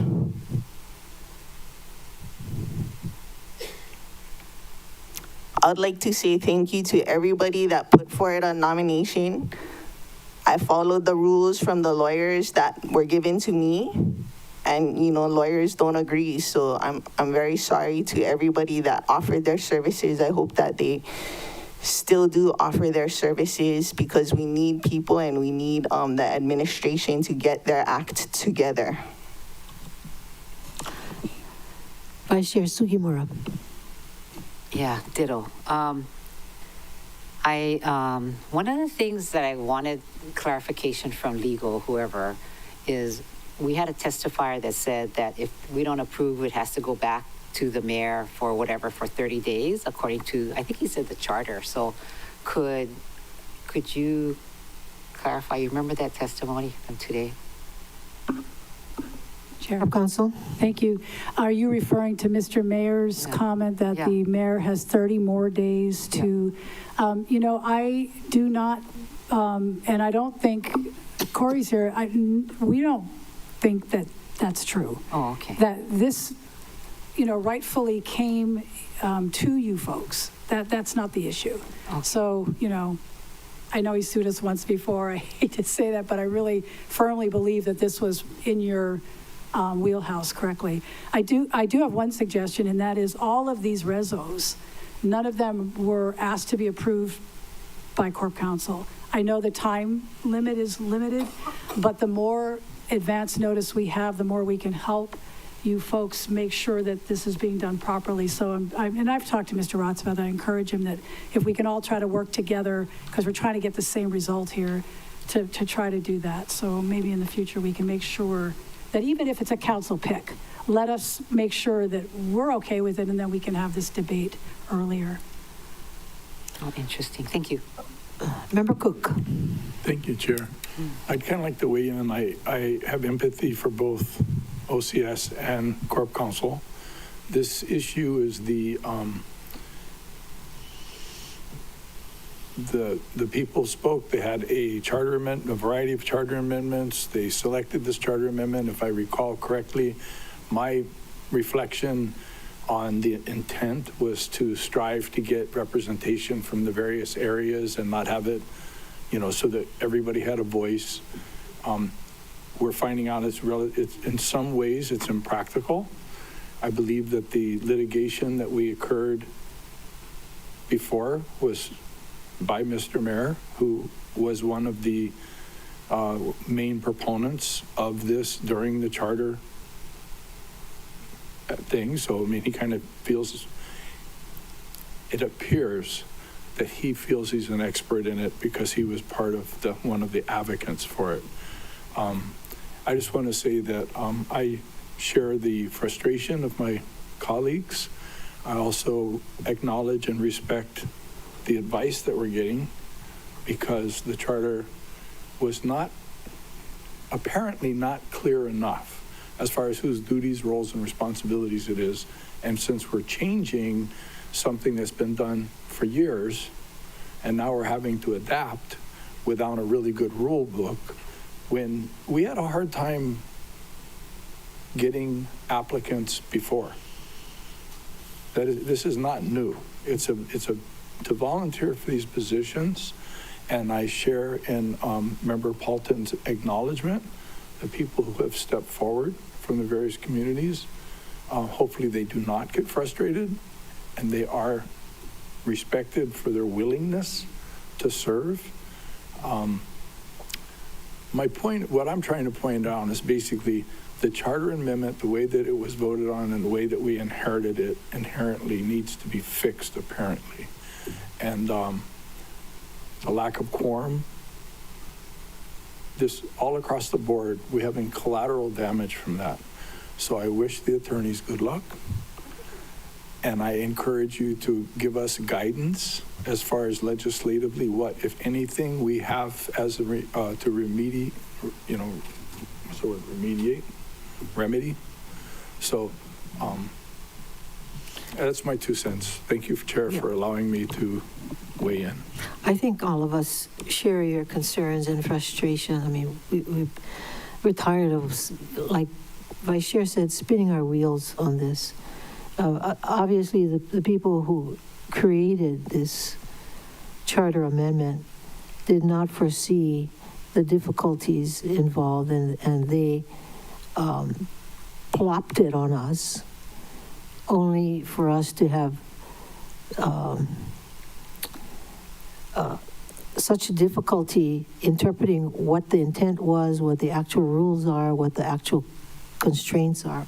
But we do have an ordinance that addresses some of these issues, and that's forthcoming. However, and it's on the agenda today, but that's not going to solve the problem today. You know, we need something to solve the problem today, because the deadline, as Member Ugo Hodgins mentioned, is imminent. So that's the dilemma we're in. And Mr. Cook, I'm going to let Member Ugo Hodgins, so she had her hand up, and then I'll come back to you, okay? And Member Chair, Ugo Hodgins. just so I don't forget, Member Rollins Fernandez also has her hand raised. Oh, where is In she? chat.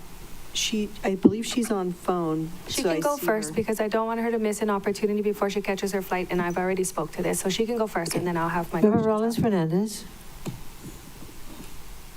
Mahalo, Chair. Mahalo, Member Ugo Hodgins.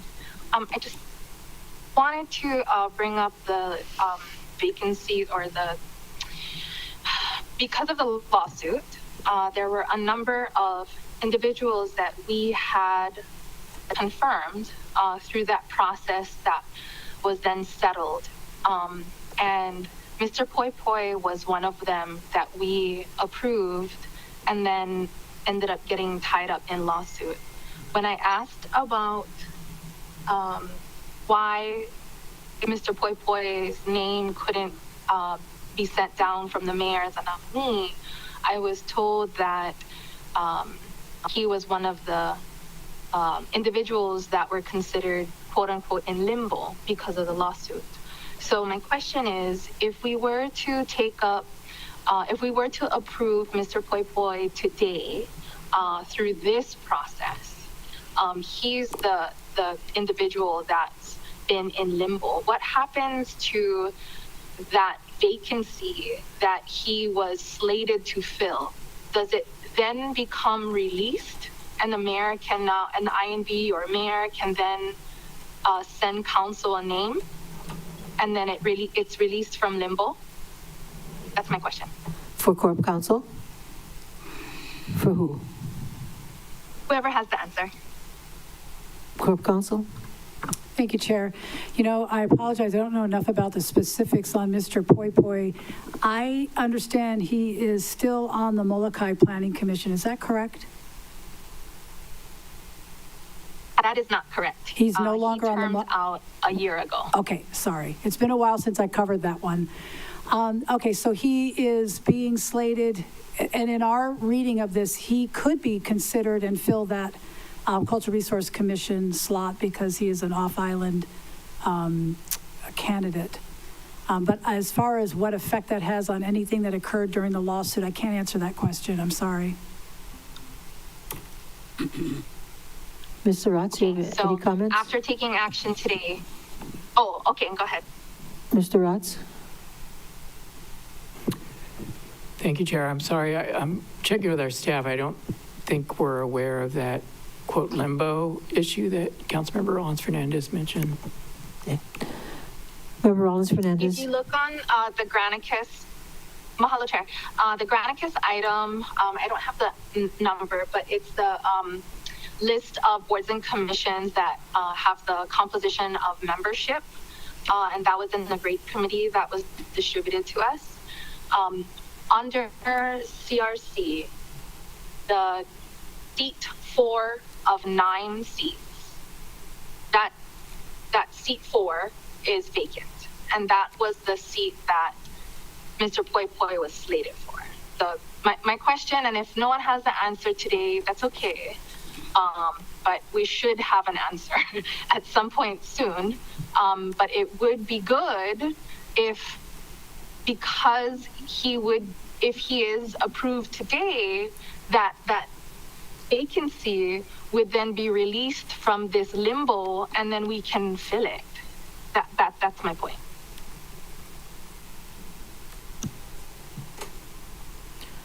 Chair, if I may, I appreciate the additional Yes. clarification. I'm looking at the board listing that the council member referenced. I see seat 4 on the CRC labeled vacant with a footnote.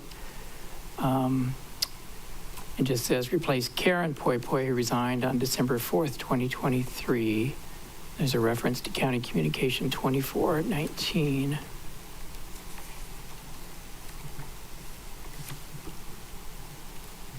I've not seen anything about Mr. Poi Poi, and I apologize for lack of awareness on that. Okay, Mahalo, Director Rotz. okay. So he was the one that we approved before we was sued, and I'll send you an email for background information. Mahalo, Chair. Member Uhajins, do you have the solution for us? No, not today anyway. I wish I did, but there are lots of people, I think, in limbo that's causing a lot of issue. I will remind all of us, not that we need reminding, that the IMB was set up about 8 months late, which is why we missed their deadlines. The board that didn't exist missed their deadlines, and therefore they couldn't provide nominations to the mayor because they didn't exist, and therefore the mayor couldn't send us nominations because the board didn't exist. But I do have a question. So what happens in this situation, not when they didn't exist, if the independent nomination fails to provide us a list of nominees? I read here that the appointing authority may take its own appointment within 30 days therefrom without consulting the independent nomination board.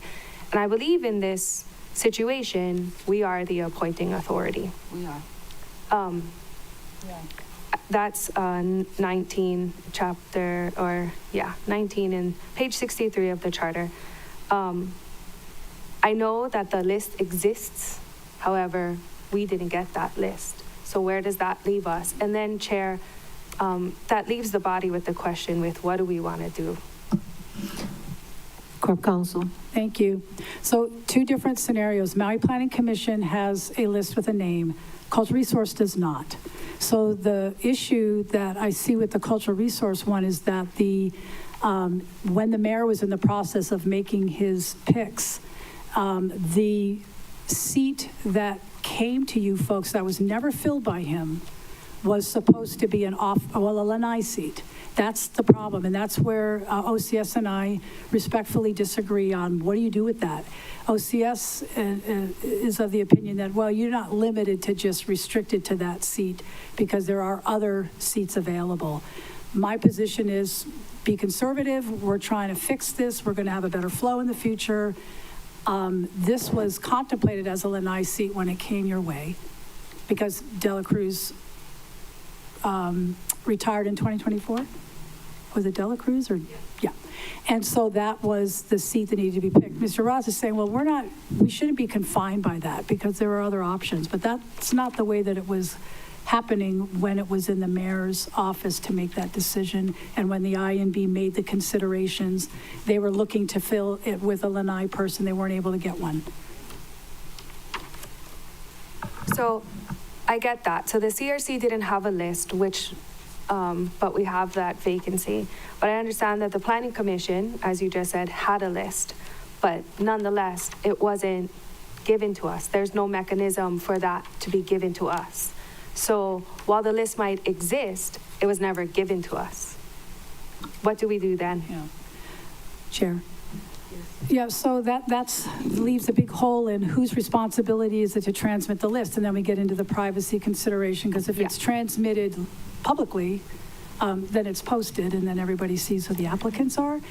The charter's silent on that. There is one provision in the charter that says that at one point, council is to, contact the INB if it's, I believe, unable to make nominations or rejects the list. So there's some indication that you can have direct conversations with the INB as the council. But the question is, nothing in here about who should have given the list. Exactly. That's where but there is a list, is my understanding. Exactly. Yeah, the list exists, just not in our hands. So I would propose we could fill in with an ordinance and make it very clear that in these circumstances, if a list exists, mayor doesn't like it, then let's go ahead and make sure whose kuleana it's going to be to transmit that to the next appointing authority. Yeah. But right now, that we can't fix that, and I'm just Right. advising you to follow the law as I see it. Yeah. And So if the charter is silent on how the list would then be given to us, and therefore we have not received it, would you not argue that they failed to provide us a list, regardless of its existence? no, because there is a list, as opposed to fail to provide means they never did one. Like, you know, some of these seats, they just say, well, we don't have anybody, so we don't have a list. And that's when it moves into the mayor makes his own move without them, you make your move without them. But this is not a situation that I would call legally, there is no list because they didn't give it to you. That's not what makes it not a list. That's not how we would define a failure to provide. So if I wrote Member Senenci a love letter, which I very might well do today, but I never give it to him, he doesn't know how I feel. So what do we do then? Yeah. This is very philosophical. Right? If a tree You're just falls in the forest and nobody's around, doesn't make a noise. So We while had the this love letter issue might with- exist, he Right. won't ever know, and then my love will go unrequited. And what do we do then? But your love is still there. My love and is still and there, so but is the letter. he doesn't know. He doesn't know, but that's not what I makes the failed letter to provide exist or him not. the letter. Okay. We have a draft ordinance pending, well, not pending, on today's agenda, which would address these issues, but in the future. But it can't solve the problem today because it has to go through the process. Another alternative, Corp Council, is for us to take this to court, for the court to decide, to make a decision. So are those the only two options that we have available to us? Chair, thank you. Sure, you could take it to court, but again, it's not a question of interpretation, it's a lack of guidance. So it's a little bit harder because there's nothing to interpret. For example, if it doesn't provide whose job it is to provide the list, how is the court going to resolve it? But except to say, yep, it doesn't say anything, you better fix it. Yeah. So I think better to just try to move forward and fix it. Okay, but I have to agree with Member Hodgins, because if we do not have something submitted to us, as far as we're concerned, it doesn't exist because we do not have it in our possession. It's the same thing, let's say, of the mayor sending us a bill. He's supposed to send us a bill. We don't have it. But he needs it passed by a certain time because it's an amendment of some kind to the budget. It's a budget amendment. Okay. And then so we don't pass it because we don't have it. So whose fault is it? I mean, we cannot be blamed for not passing something we don't have. And it's not our job to anticipate what he could have or not have. So, as far as we're concerned, everybody plays a role, and our role is to take action after receipt of the budget amendment or whatever else that is involved with what we are supposed to do in our role as the legislative body. All right? So the charter clearly says that if the mayor fails to submit a name of a nominee, then you are bound by the list of nominees presented to the mayor. So the argument on the other side is you have a responsibility to figure out if there's a list because the charter requires you to follow it. I don't want to go any deeper into this without going into executive session. I don't think we need to have that conversation, but I'm just going to rest where we are right now with this. Thank you. Member Cook. Not to beat this up any more than we already have. If we just proceeded, it seems like instant replay almost of like last time. We pass people because they have to be filled. There's structural requirements. We have to have a quorum. We have to have a committee to do public service. And we're at a quandary. We can't do it. So we're negligent if we don't address it. But we are prevented from addressing it because of these nuances. I have a creative perspective.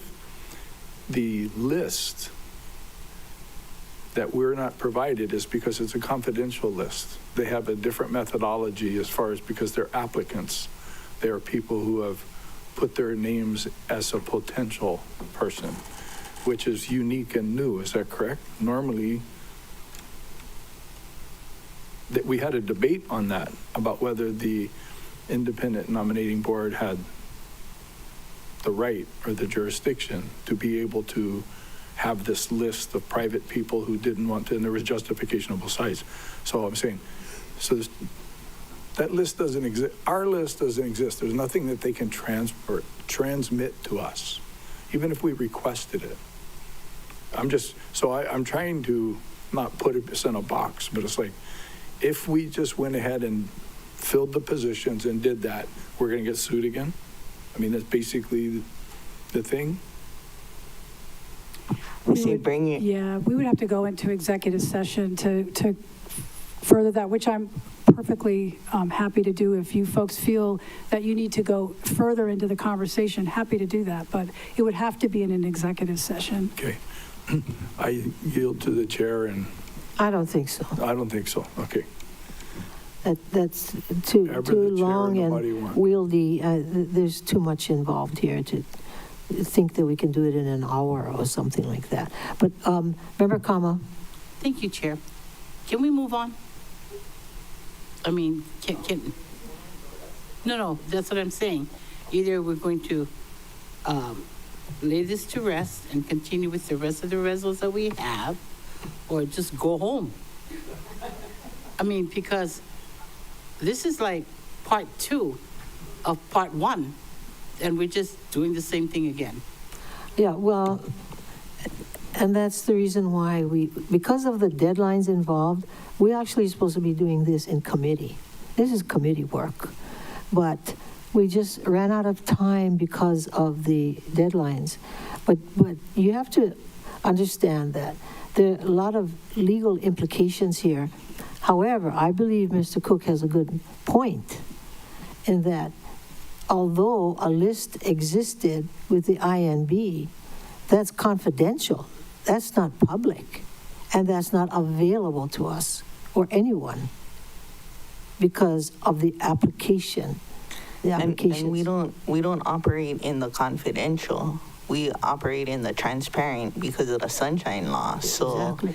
that's two worlds not colliding there. Yeah, so therein lies the argument in that Corp Council has one way of thinking of it and we have another way of thinking of it. Somebody had the member Sinensi. Oh, you have the solution. No, I was just asking, passing notes here to member. Only because I just thought that the council had the authority to make this choice.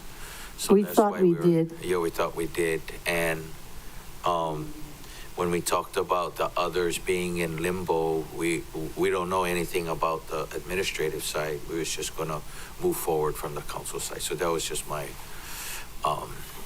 questions. Sure. That's a question to Corp Council? Or my concerns. Do you have any comments on that? You know, I know as painful as it is, I really hope you folks take my advice. And if you don't, I'm going to urge you to go into executive session. And if you don't, then we'll just leave it at that. One more question, Chair, if you don't. Yes. So if we take your advice, the only one we could appoint today without going into executive session and potentially opening us up to any sort of lawsuit issues would be appointing La'akeo Poipoi to the Cultural Resource Commission. Is there any other one that we can do without major issue and concern? Thank you. 2561 is fine, and our department supports putting a Molokai person in there in lieu of a Lanai person. You could do that, yes. Oh, sorry. And those are the only ones from all of the other nominees? That's correct. Okay. So that again is 61 and 64. And That would be 64. appointing Mr. Kumar as an alternate to the Urban Design Review Board, and 64, appointing La'akeo Poipoi to the Maui County Cultural Resource Commission. I'm happy to do whatever the body wants to do, Chair. So didn't we vote on 61? No. Okay. So just those two. Just do those two. Okay, the question is, Corp Counsel, what do we do with the rest? I don't know, Mr. Ross would have to describe, you know, whether it's filed. I'm sorry, I don't know your rules well enough to know that. But they would go back to the mayor as the council having not made the pick, and then it goes back to the mayor under paragraph 17 until the seat is filled. It'll go back and forth. And then hopefully the INB is ready to move on this, and because they also have a deadline that they have to meet before it comes back to you folks, maybe without a list. We'll see how that goes. Mr. Rotz? Thank you, Chair. We were working under the understanding that today would be the deadline for any action, so if that's not going to happen, it technically probably doesn't matter much how you dispose of these documents. It might be cleaner to get them filed just so the public is aware that they're no longer pending. Thank you, Chair. Member Rollins Fernandez. Mahalo, Chair. I have a question about the two individuals that will be terming out from the Maui Planning Commission, and then the existing vacant. After the two individuals term out at the end of March, will the Maui Planning Commission have quorum to continue to meet? Corp Counsel. Thank you, Chair. You know, I'd have to defer to Corey. I am not sure whether or not they would. You've Bear approved quorum. one person. They'll have bear quorum. Okay, thank you. Oh, that's what you said. Mahalo. Hi, Corey. I know you have a different hat, but you're still wearing two hats. Okay, can you just say for the record who you are then? You have to turn on the mic. I know. Aloha Council members, Corey Vicens, wearing two hats. In this moment, I'm here for the Office of the Mayor as a resource to answer your question. If you could repeat that again, I was walking. Member Rollins Fernandez. Mahalo, Chair. Aloha, Ms. Vicens.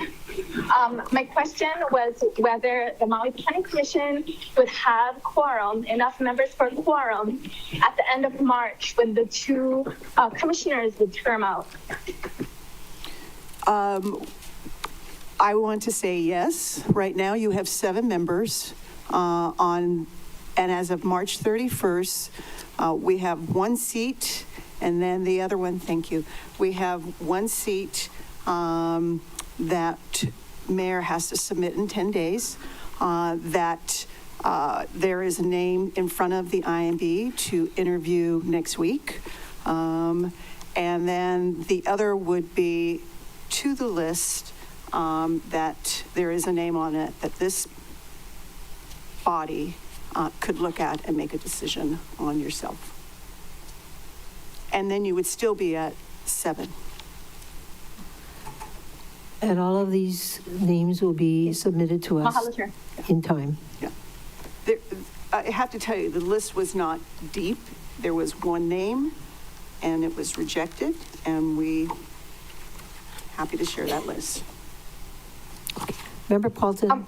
So the question, Chair, is whether everything would happen on time for the Maui Planning Commission to not lose quorum, because it does take some time for the financial disclosure and then the swearing in.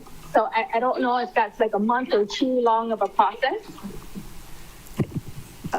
Thank you, Council Member, for the question. You are right. We asked the applicants, the nominees, on February 2nd to submit financial disclosures, knowing that there was a timeline, and it's on them to do that. We follow up with them, and when they don't, it's now in the hands of the department, and it is frustrating. And we know for a fact that currently on the CRC, there is a member who has not attended in a year, nor have they submitted their 2024 financial disclosure. So it's on the nominee who says, I'm going to attend. I want to be on this board to honor their commitment. And once we hand that off, they're a member, and they need to honor that commitment and nomination that they've been given. Any more questions? Mahalo, Chair. Okay, Member Paulson. I heard Mr. Rott say that today is the deadline, and we're not allowed to let the information be public of who is on the INB's list. So I guess I move to go into executive session to look at the INB's list, and then we can appoint the person, because that's the process. Is that the process? Corp Counsel? So that would be the process, but I guess I would defer to Mr. Rotz as to whether or not that could occur at this meeting, because that hasn't been agendized as a potential nominee. But that's who you said we have to choose from, and today is the deadline of our deadline to nominate. So if it doesn't work like that, it doesn't work at all. And if it doesn't work at all, that's why everybody is frustrated. No, I'm sorry. Let me clarify. It does work that way, but it has to be done in accordance with the Sunshine Law. So you would have to have received that list in time to nominate that person or reject that person as a nominee prior to today, because otherwise now what you're doing is substituting in somebody that you posted resolutions with people that you're proposing. So I think that you would have a Sunshine Law issue there. I'm willing to take the chance. Mr. Rotz, do you have a comment about that? Thank you, Chair. We agree it would be a notice problem. I don't think the body could appoint somebody today who's not listed in a resolution that's on the agenda. And just a technical note, we were looking at March 1st. It's the actual legal deadline. Just today is the last council meeting before then. Thank you. Yeah, that's what I meant. Mr. Rotz, would it be possible to have a special council meeting to affect this change? Is there time? I don't think there's time, Chair. A week from today is the last day of the month, and we're almost to the end of the workday. Sunshine Law requires at least 6 days' notice. And I'm not sure, frankly, how to read the charter on the communication with the INB and what that timeline is. I don't think it's feasible. Thank you. One last thing. Madam Clerk, do we have to post this in the Maui News or anything like that? No, we wouldn't. We would have to post the agenda per normal if it's a new council meeting. However, I don't know if there's an option to recess to another day. Oh, recess. Member Paulton? I move to go into executive session to at least look at the list, you know? I mean, we're hearing about this list. Obviously, we're not gonna make the deadline, but I'd like to know who the nominee is. Okay, before we take your motion, Corey, is that something that we would need the permission of the mayor to have, do we need his permission to look at the nominees on the INB list? Or is that available to you, let's say, or to the council? Corp Council?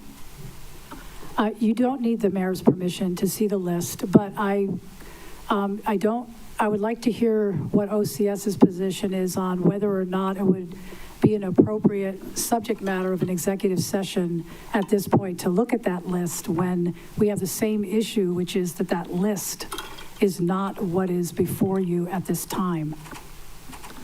Mr. Ratz.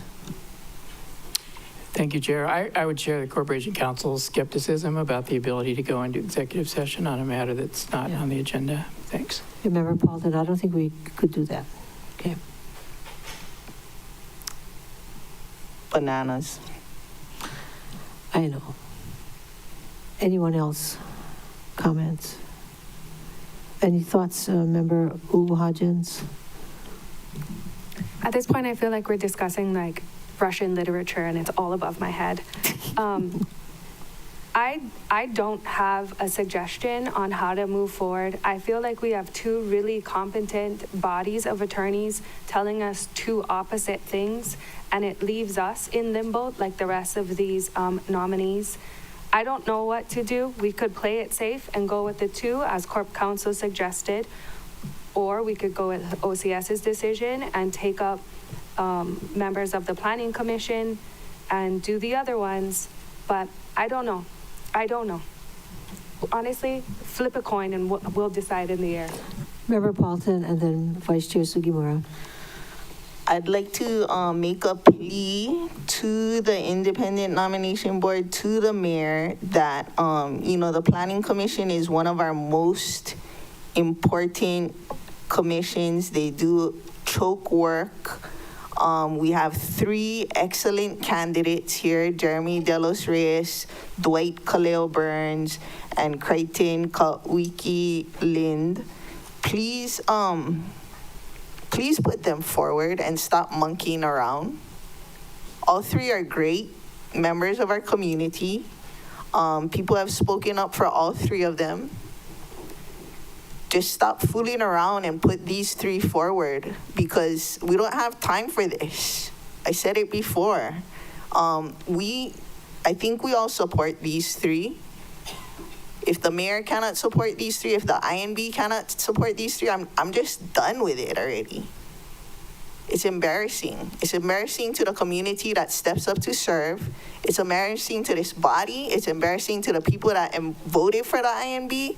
Put these three people forward. That's my plea. Because you know what? You can say there's no one to blame, and people blamed the fire, which happened a month after the INB deadline.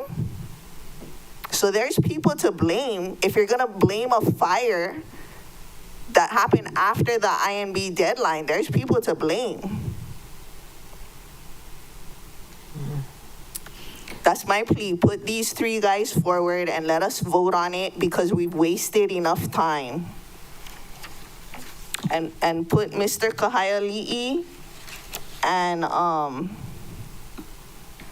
Mr. Poi Poi forward for the Cultural Resources Commission. I believe Ms. Arakawa was willing to yield if she needed to, and if there's still a vacancy for that, put her forward, because she's also an excellent candidate that we came up with in 1 week when those two other bodies had months. So stop goofing around and do something. Vice Chair Sugimura. This is a question for, I guess, Corp Counsel, but is there something that we can do with, you've been talking about that, is it Bill 27? Like, if we passed it on first reading today, would that at least help? No, okay. I thought help speed it up a little bit. Yeah, good try. I'm sorry, but no. Okay. Member Ubu Hodgins.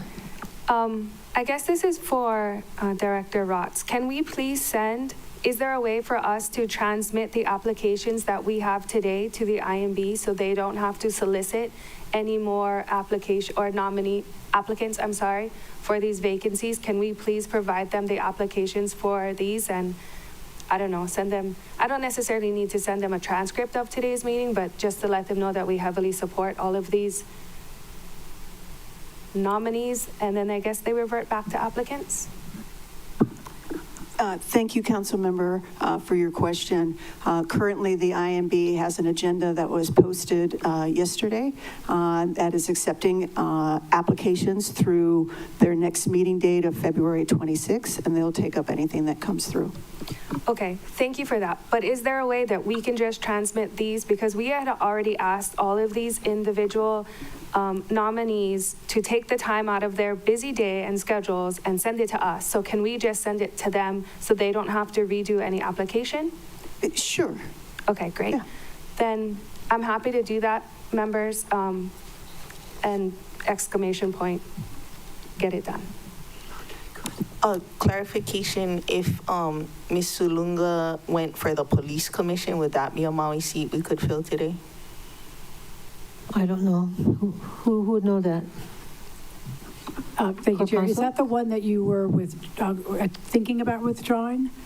I didn't see an issue with that one because she's a resident. She would be replacing Frank, and she's from Kahului. Thank you, Councilmember, for the question. The frustration for the administration as well is that the majority of these seats that weren't filled were all Lanai. And adhering to the ordinances and the rules, Mayor did not put any names forward for any of those seats.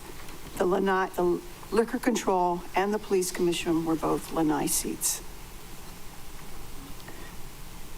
The police commission was a Makawao Pukalani Kula seat, is what it says on the sheet here that I can carry to you. Okay, well, you showing her that. Member Sinensi, you had a question? So I was just inquiring what maybe Ms. Thompson was saying, if we could recess to the 27th, if the IMB was going to meet on the 26th to push forth possibly our nominees today, but that wouldn't meet the 6 days, posting days. Okay. Well, I mean, not if we recessed, not if we recess. right? So we could Madam Clerk? recess this meeting to the 27th, the day after the IMB meets on the 26th. Madam Clerk? I think you are going to run into a timing issue, though, because we would have to post, we could post, today for next Friday, but the IMB won't have met, so, it's, On the 26th. I don't know what we would be posting, honestly, yeah. And then we thought a little bit more about recessing, and recessing, if the purpose is to, receive the IMB's list, that still wouldn't be on the recess meetings agenda, so you can run into the same problem. Yeah, they meet the day after, yeah? After our meeting, 26. the day after our meeting. No, the thing is, I think we can recess if we kept the names on this list, but we wouldn't have their list to, because it was never posted on our council agenda. So that's the problem. Yeah. but they could support our list, to Member Paulton's. Well, I'm thinking, that's what I'm saying. But we're also asking for their list, but we can't use their list unless we post that list. Sunshine. And that wouldn't meet the, No, because we would have gone over the March 1st deadline. Yeah. We could still salvage this list by recessing the meeting. But then we have to get somehow, we have to get them to nominate this list, which I'm not sure how that would happen. because there's still a couple of vacancies, 2 more vacancies on each of these commissions that they could technically fill or recommend. But I'm not sure how we get this on their list. That's the problem. Corp Counsel? I apologize, Chair. I was conferring with Member Paulson and Corey, and I missed the first part of the conversation. What is the issue? If we recess to the 27th after the IMB's meeting on the 26th, but only if they would support some of our nominees as, so that we could take them up before the deadline. Yeah. And only because if their list has only 1 or 2, we might be providing them with additional seats. Corp Counsel?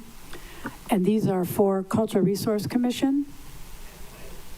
Okay, so the planning list is what it is. This would be creating a new list. And so, no, I don't think you can morph a new list during a recessed meeting with a list that already exists. And as far as the Cultural Resource Commission goes, that would then, it would just have to go back to the mayor to make the selection and then come back to you folks, and then you would just start it over. But that should be done fairly soon. I mean, the INB's meeting next week. So I think the mayor has, 10 days? 10 days to get it back to you folks? Well, the deadline is let me March just say, 1st. The deadline is March 1st. Okay, legally, the best thing that you can do is just be clean and not try to recess and substitute things in when you can get the same results. You're just going to have to push it back to the mayor and then have him bring them forward. Member Paulton's going to forward those applications to the INB. They have to go through the INB. The INB can up or down them, you know. They already did. Those individuals that are on today? No. Paulton. Member Paulton. Remember Hodges said she was going to do that for the sending the applications? I thought I heard you say that. Yep, and I just reached out to Great Committee staff, and they're happy to do that as well and send it over. Okay. Can someone play this video for the INB?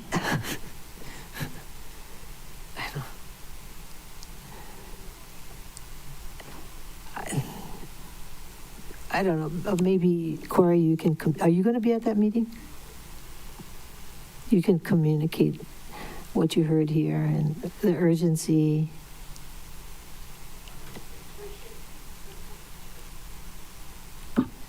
I'm happy, Chair, to convey the sentiments of this body. They are an independent board. They have acted in that way as well. They will review, and they put the name to the list, and they will submit the list back up. There are other applicants as well that they're reviewing. So the list may get deeper than it was in December, which would have been nice in December. Okay, Mr. Rotz. So we could continue on this track. We'd just be past the deadline, which is, of no consequence, really, right? Instead of doing everything by March 1st, we'll do it by March 15th or March 20th. Isn't that acceptable? Thank you, Chair. I'm not sure exactly how things will play out, but it sounds like that scenario might occur. the Corp Council, if we miss the March 1st deadline, can we just turn it in, make the approvals as soon as we receive the INB list and as soon as we have a chance to pass it and approve the list? Chair, if you miss the March 1st deadline, then it reverts back to the mayor to make the appointment and then to transmit the resolutions to you. I think that's why the suggestion is for these folks that you've put on the agenda today to go ahead and submit applications to the INB, and then the mayor would make those choices and get them back to you for Member consideration. Paulton? When is the circumstance where the mayor doesn't choose the INB's guys and he puts his own one? Is that only when the INB doesn't forward names? When the INB fails to act, correct. Okay, I guess I would just say, they may be independent, but if they're not focused on filling these seats, they might not even be come next term. Yeah, I know, this is just a very frustrating exercise. Anybody else before we move on? It appears our only option right now is to submit our list to the INB and hope that they incorporate it in their list, and hope that the mayor chooses people from that list, which includes our recommendations. That's a lot of hoping. Corp Counsel? Yeah, I would just ask for a very brief recess. I seem to be in discussion with Corey about the facts behind the appointment under 2565, which I think Member Paulton's saying now she doesn't want to withdraw. Is that right? Well, the liquor was her first choice, and if you say that she's not from Lanai, Oh, no, I'm sorry, 66. I'm sorry, Yeah. 66. Yeah. so She's still withdrawing 66, or you want that to be considered? well, liquor was her first choice, and you're saying she can't be liquor because she's not from Lanai. Correct. Then I think that would be the one I would draw, Okay, I thought you were withdrawing the police commission one. because that wasn't her first choice. I didn't see an issue with it, but I have to confer with Ms. Vicens factually what happened, because I'm not clear we're on the same page as that. I would just say, I understand that it was former Mayor Victorino's policy to not let any individual serve on more than one board or commission, but that was his personal policy. That's not written down anywhere. Yeah, the only thing I know is the prohibition about serving repeatedly on one commission. But as far as I know, I can confer with OCS, but I don't think there's anything that says you can't be on more than one if you'd like to do that.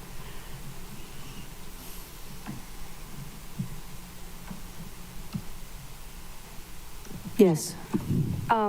Would we like to, as a body, take action on Reso 25-61 and 25-64, since we can do that today without any potential consequence? Yes, please. Okay, let's do that as soon as we're done asking questions of Corp Counsel. Okay, thank you. So I'm assuming that the plan of action going forward is to you and staff submit our recommendations to the INB ASAP before their meeting. I'm not too sure if it's necessarily recommendations. I guess we could name it that, but to send their applications in as applicants. Okay. To the INB for their consideration. And then apparently it has to go up all of the Yellow Brick Road until it gets back to us. Okay. But those, if we send the list to you guys, Corey, you still have to post that, right? You have sunshine law requirements. Thank you for the question, Chair. Currently, if you read the agenda, it is encompassing of the Maui Planning Commission for them to review any applications received through the 26th of February. So if applications come in for Cultural Resource Commission, or if they come in for the Maui Planning Commission, they will be seen and reviewed. They don't have to be posted. Okay, I guess we're good. Yep, and they will send them over, and the point of that is just to not have the same applicants fill out a different application for a different body for the same government. We'll let you handle that. Okay, send. Meanwhile, Thanks. meanwhile, we will vote on these two. Anything else do you want us to do today? While we're on this subject. If not, let's proceed. Member Hodgins. Ms. Clerk, you have to call up the item. Chair, we currently have Resolution 2561 already called up. I move to adopt Resolution 2561. Second.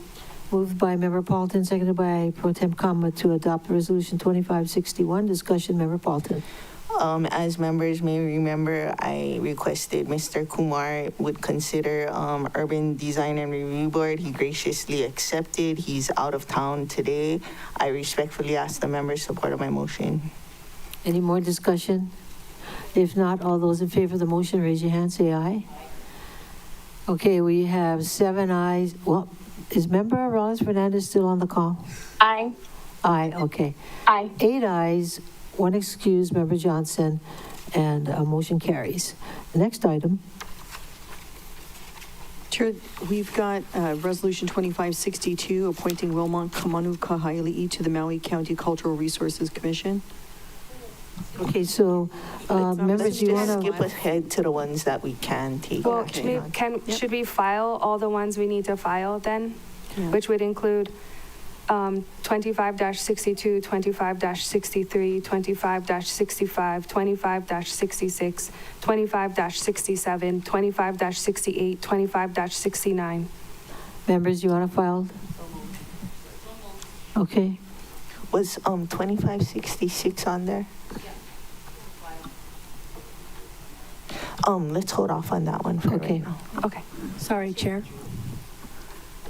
Are you including 2572? Member Hodgins? Yes, please, and 2572. Sorry, I didn't see that one. All right, and it was moved by Vice Chair Sugimura, seconded by Pro Tem Kama, to file all of the resolutions as stated by Member Hodgins. Do you want to restate those resos again? Sure, Chair.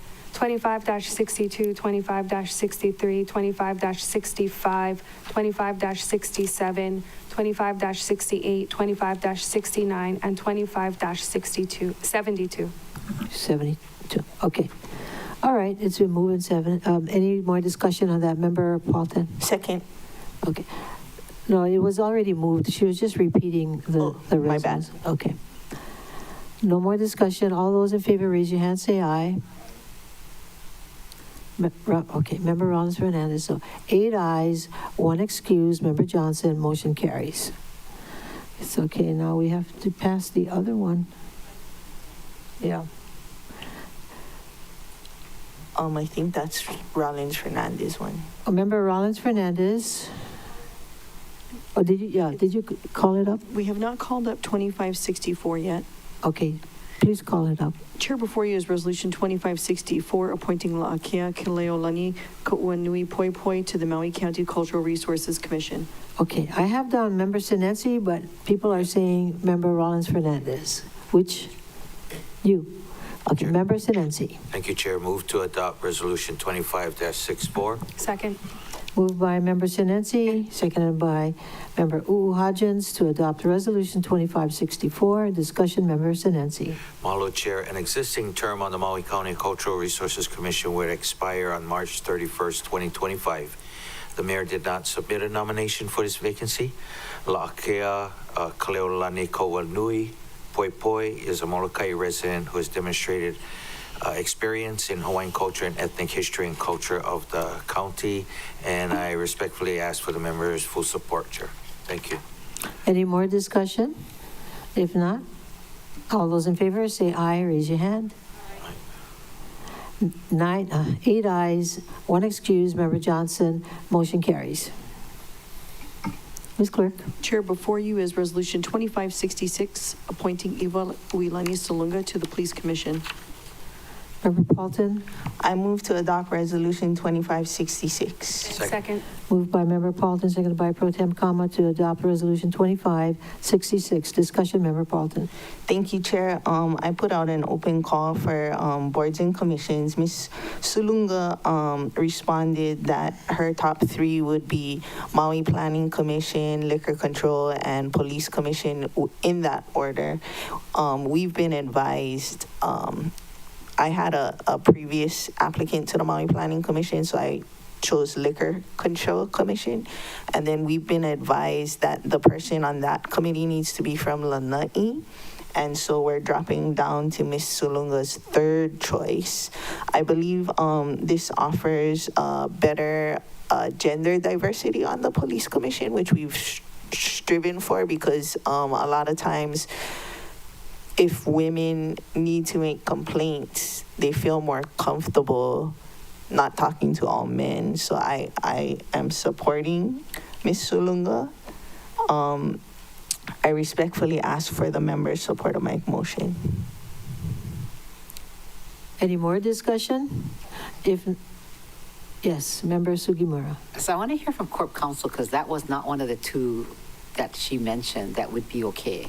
Corp Counsel. Thank you. So the way it stands right now, there is an opening for the Janet Kuahara is retiring. She's a Makawao, what is it? I have to look at it, sorry. Makawao Pukalani Kula seat. There are currently with her 4 members of the 9-member committee that are from the Makawao Pukalani Kula jurisdiction. If all of the seats were filled, the last one to be filled would be Lanai, but she's not a Lanai. She's not sitting. So no, I can't say that she doesn't. I mean, you're supposed to have diversity, but do you know where she's from, Member Paulton? You may have already said it because Kahului. Okay, so that would put 2 people from the Wailuku Kahului on there and make one less Makawao Pukalani Kula. I think you can do it. I know that Ms. Vincenz and I don't agree on that, but if you were all the way down to the bottom and all you had left was Lanai, you couldn't fill it with anybody but Lanai because you're supposed to have a Lanai person. So we're fine. Right? That's what the lawyer said. Okay. All those in favor of the motion, raise your hand, say aye. 8 ayes, 1 excused, Member Johnson, motion carries. Ms. Clerk? Chair, before you is Resolution 2570, approving exceptions from the conditions of Section 3.35.070 Maui County Code for a grant to the Lahaina Community Land Trust. Pro Tem Kama?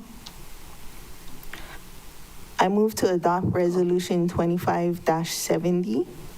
Second. Okay, sorry, Member Kama, I had your name down by accident. Okay. Moved by Member Paulton, seconded by Vice Chair Sugimura to adopt Resolution 2570. Discussion, Member Paulton. Thank you, Chair. As was testified earlier, this is a great situation. Miss Ness was with us all day.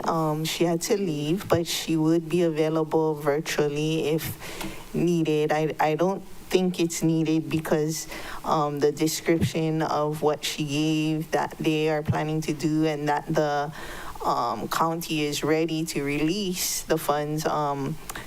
She's here virtually, but I don't know that we need to ask any more questions. Any more questions, members? No more questions.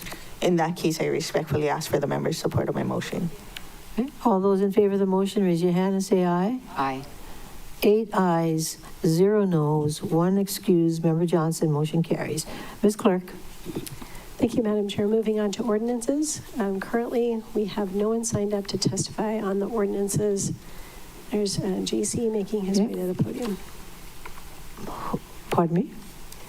JC is the only testifier currently. I love you too, Shane.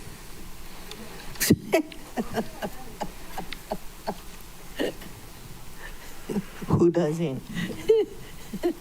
Bill 13 and 14, I think that it's called what's that word? Non-substantial. Okay. Could you please use the word INA instead of property, unless there is property on that land? Then thank you. All right. Ms. Clerk. Thank you, Madam Chair. We'll give last call for testimony on any of the ordinances. Currently, no one has signed up to testify, so counting down 3, 2, 1. Chair, there's no one signed up to testify. Members, any objections to closing public testimony and objections. accepting written testimony on ordinances? No objections, so ordered. Ms. Clerk. Thank you, Madam Chair. Before you is Bill 51, 2023, a bill for an ordinance amending Chapter 3.35 Maui County Code relating to the Affordable Housing Fund. Vice Chair Sugimura. Refer You this to refer it committee. to BFED, yeah. Okay, any objections to referring this matter to BFED? Okay, so ordered. Ms. Clerk.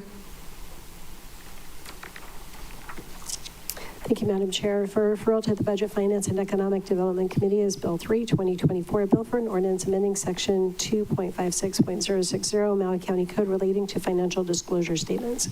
My printout says great. Yeah. Yeah, to the grade committee. No objection to the great committee. Objection to the BFED. Okay, so this will be sent to the grade committee. Okay.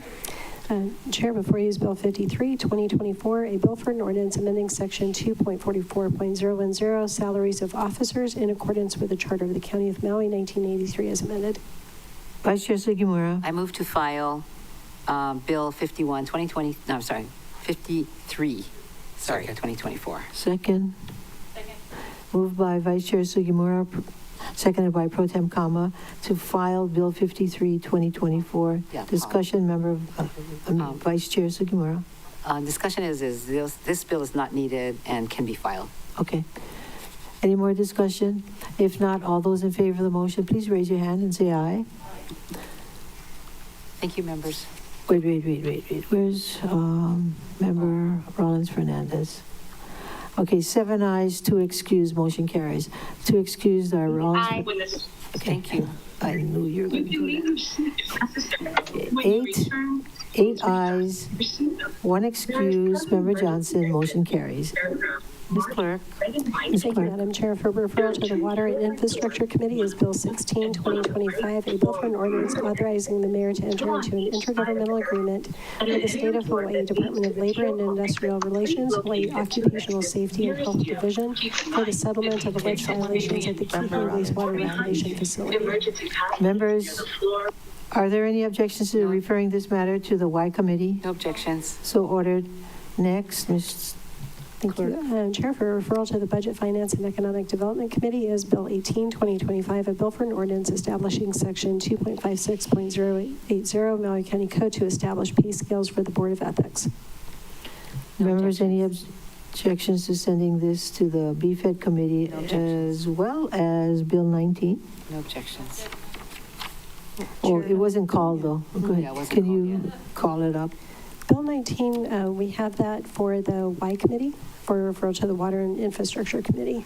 Bill Okay, 19, me too. 2025, a bill for an Okay, I must ordinance have the old version. authorizing the mayor to enter into an intergovernmental agreement with the U.S. Geological Survey. Okay. Any objections to referring Bill 18 to the BFED Committee and Bill 19 to the Y Committee? No objections. So ordered. Ms. Clerk. Thank you, Madam Chair. Before you is Bill 20, 2025, a bill for an ordinance amending Section 3.48.565 Maui County Code relating to notice for the increase or decrease of real property tax rates and tiers. Vice Chair Sugimura. This is To pass. to pass. Where is my Bill 25? There. So a bill for an ordinance, if there are no objections, may I also ask the clerk to also call up Bill 26? Ms. Clerk. Thank you, Madam Chair. Bill 26, 2025, a bill for an ordinance amending the fiscal year 2025 budget for the County of Maui, Appendix B, Department of Fire and Public Safety. Vice Chair Sugimura. Thank you. Members, Bill 25 amends fiscal year 25 budget for the Department of Policy by increasing the appropriation for Department of Transportation Highway Safety Grants, $425,000. The State Department of Transportation notified the Department of Police that it would receive more funding. It received more funding than what was included in the fiscal year 25 budget. This bill recognizes the additional grant revenue and will be used to support projects like impaired driving prevention, seatbelts, child care seat inspections, installation and crash investigation equipment. Bill 26 amends fiscal year 25 budget for the Department of Fire and Public Safety by updating Maui County Code, Fire Code, references in Appendix B for this new fire code approved in Ordinance 5754. Additionally, Bill 26 adds the fine of $1,000 for an initial violation and $2,500 for each day recurring violation for the fire code, consistent with the Hawaii Revised Statutes 123-13. We were waiting for this. I respectfully ask for the members' support for my motion. Were you on Bill 20? No. Just I think you called up 25 and I have Bill 20 I want to do, but you called this other one. We were on Bill 20. But Oh, you are? Yeah, if you wanted, we could call it Bill, I think you were referencing Bill 25 and 26. Yeah, I was. I'm sorry, I heard you say Bill 25, so I went forward. Member Paulton. Oh, I'm not quite sure what just happened. But my comment was on Bill 26. So we hurried and passed Ordinance 5754 before the end of the year. And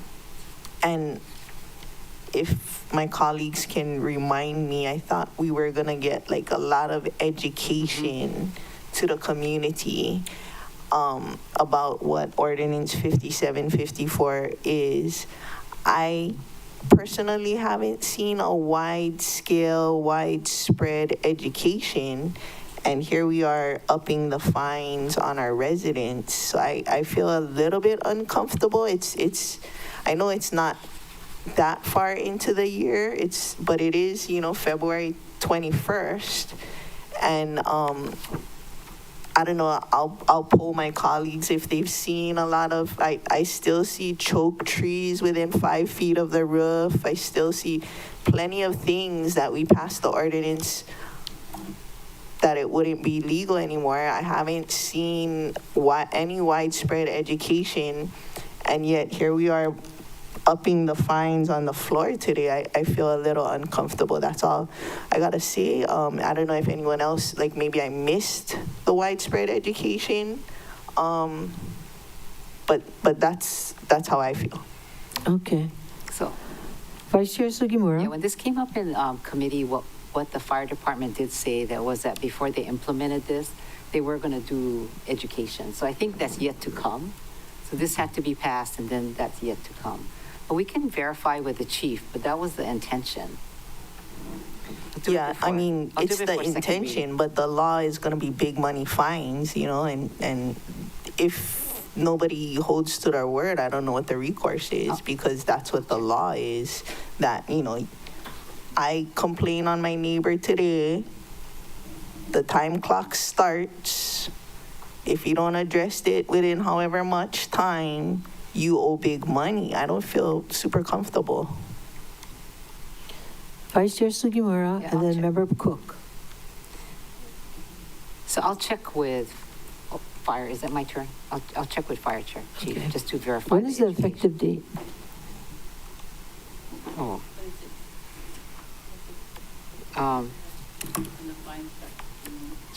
I will Give have him- to look. 6 months, 1 year, whatever. David, do you have that? Well, while you're looking that up, Member Cook. Thank you, Chair. I was at 2 different meetings in Kihei, I think Kihei Community Association, as well as King Kauliki High School, where there was presentation by representatives from the fire department. It wasn't the sole meeting. There was other things discussed, but they did talk about these parameters. And my communication with the department has been that they intend to, they're not just going to be over heavily handed with this. It gives them a tool to do it, but I believe, and Corp Counsel can correct, that there's a certain amount of discretion in it, and part of the educational process is going to be, this is the rule, these are the fines, as opposed to these are the rules, these are the potential fines. So I hear what Member Paulton is saying. We want to be fair and judicious with the residents, that they're not surprised and ambushed with high fines. I think this is a tool for the fire department to address some of the issues that have been pointed out in all of our districts about landowners either not being responsive, and this is giving them a more substantive tool. So I don't think there's a downside to this. Chair. Thank you. Vice Chair Sugimura. I can tell that our members are feeling uncomfortable. I'm willing to withdraw my motion and then send it to committee to discuss, and then we can ask all these questions to fire before Okay. it becomes, yeah? Any objections to the member withdrawing the motion? And may I ask, is that for so 20. bills 25 20. and 26? 26 only. Just Only 26. Only 26. Okay. Okay. Thank you for allowing me So to do that. going back to 20. Yeah. Sorry about that. Bill Oh, we 20. can vote on 25 though, right? I didn't actually call it up yet. Oh, okay. Yeah. So I'll go back to 20. Well, she didn't do anything on 20 yet. So we did call Bill 20 at that a few No, minutes but ago. she didn't make a motion to No, there pass. was no motion. Yeah, because somehow we skipped right over to 26. Okay, so 25 getting back and to 20, you want to make a motion to pass Bill 20? Oh, did they call, oh, they did call it up. Okay. So on Bill 20, I move to pass Bill 20, 2025 on first reading. Thank you. Moved by Vice Chair Sugimura, seconded by Member Hodgins to pass Bill 20 on first reading. Discussion, Yeah, Vice Chair. Thank you, members. This is time sensitive for our budget process. So Bill 2025 amends Section 3.48565 Maui County Code to allow alternative public notice hearings. And this code section currently restricts us to publishing notices in a newspaper of general circulation. The newspaper we currently publish notices is only prints on Thursday, as you know, Maui News, and requires the notices to be submitted 6 days before publication. These restrictions are creating challenges in the scheduling of public hearings for our upcoming budget session, and this bill will help us resolve the issues we are facing. I do have an ASF, which you all received on the bill. Referencing my ASF, I move to substitute Bill 20, 2025 with the attached proposed FD1 version. Second. Moved by Vice Chair Sugimura, seconded by Member Hodgins to substitute Bill 21 with the circulated ASF. Substitute Discussion. Bill 20 with Bill 20 FD1, right? Yeah, I'm sorry, 20, Bill 20. And then discussion on your ASF. The proposed FD1 version is based on consultation with Department of Corporation Counsel and clarifies that the council is scheduling a public hearing on the increase or decrease of tax rates and tiers. Oops, one moment. The bill's overall impact remains the same to maintain the council's commitment to provide robust public notice on proposed real property tax rates and tiers, but also providing flexibility based on the evolving media landscape. The proposed FD1 version has been signed and approved as a form and legality by Corporation Counsel, and I want to thank OCS staff and Corporation Counsel for working on this together. I mean, it took several rounds of valuable time on their part, and I respectfully ask for the members' support. Member Paulton. Oh, I'm supportive. I just had a question I like the terminology of public notice. I just was wondering if it's defined in the code or if we just, I mean, I feel like a public notice could also be online or posted in person on the bulletin board, but is there a definition in the code or a generally understood definition if not in the code? Either Corp Counsel or Mr. Rotz. Thank you, Chair. So any council meeting or public hearing, of course, will be subject to the Sunshine Law. So the notice requirements of that state statute will already apply. So,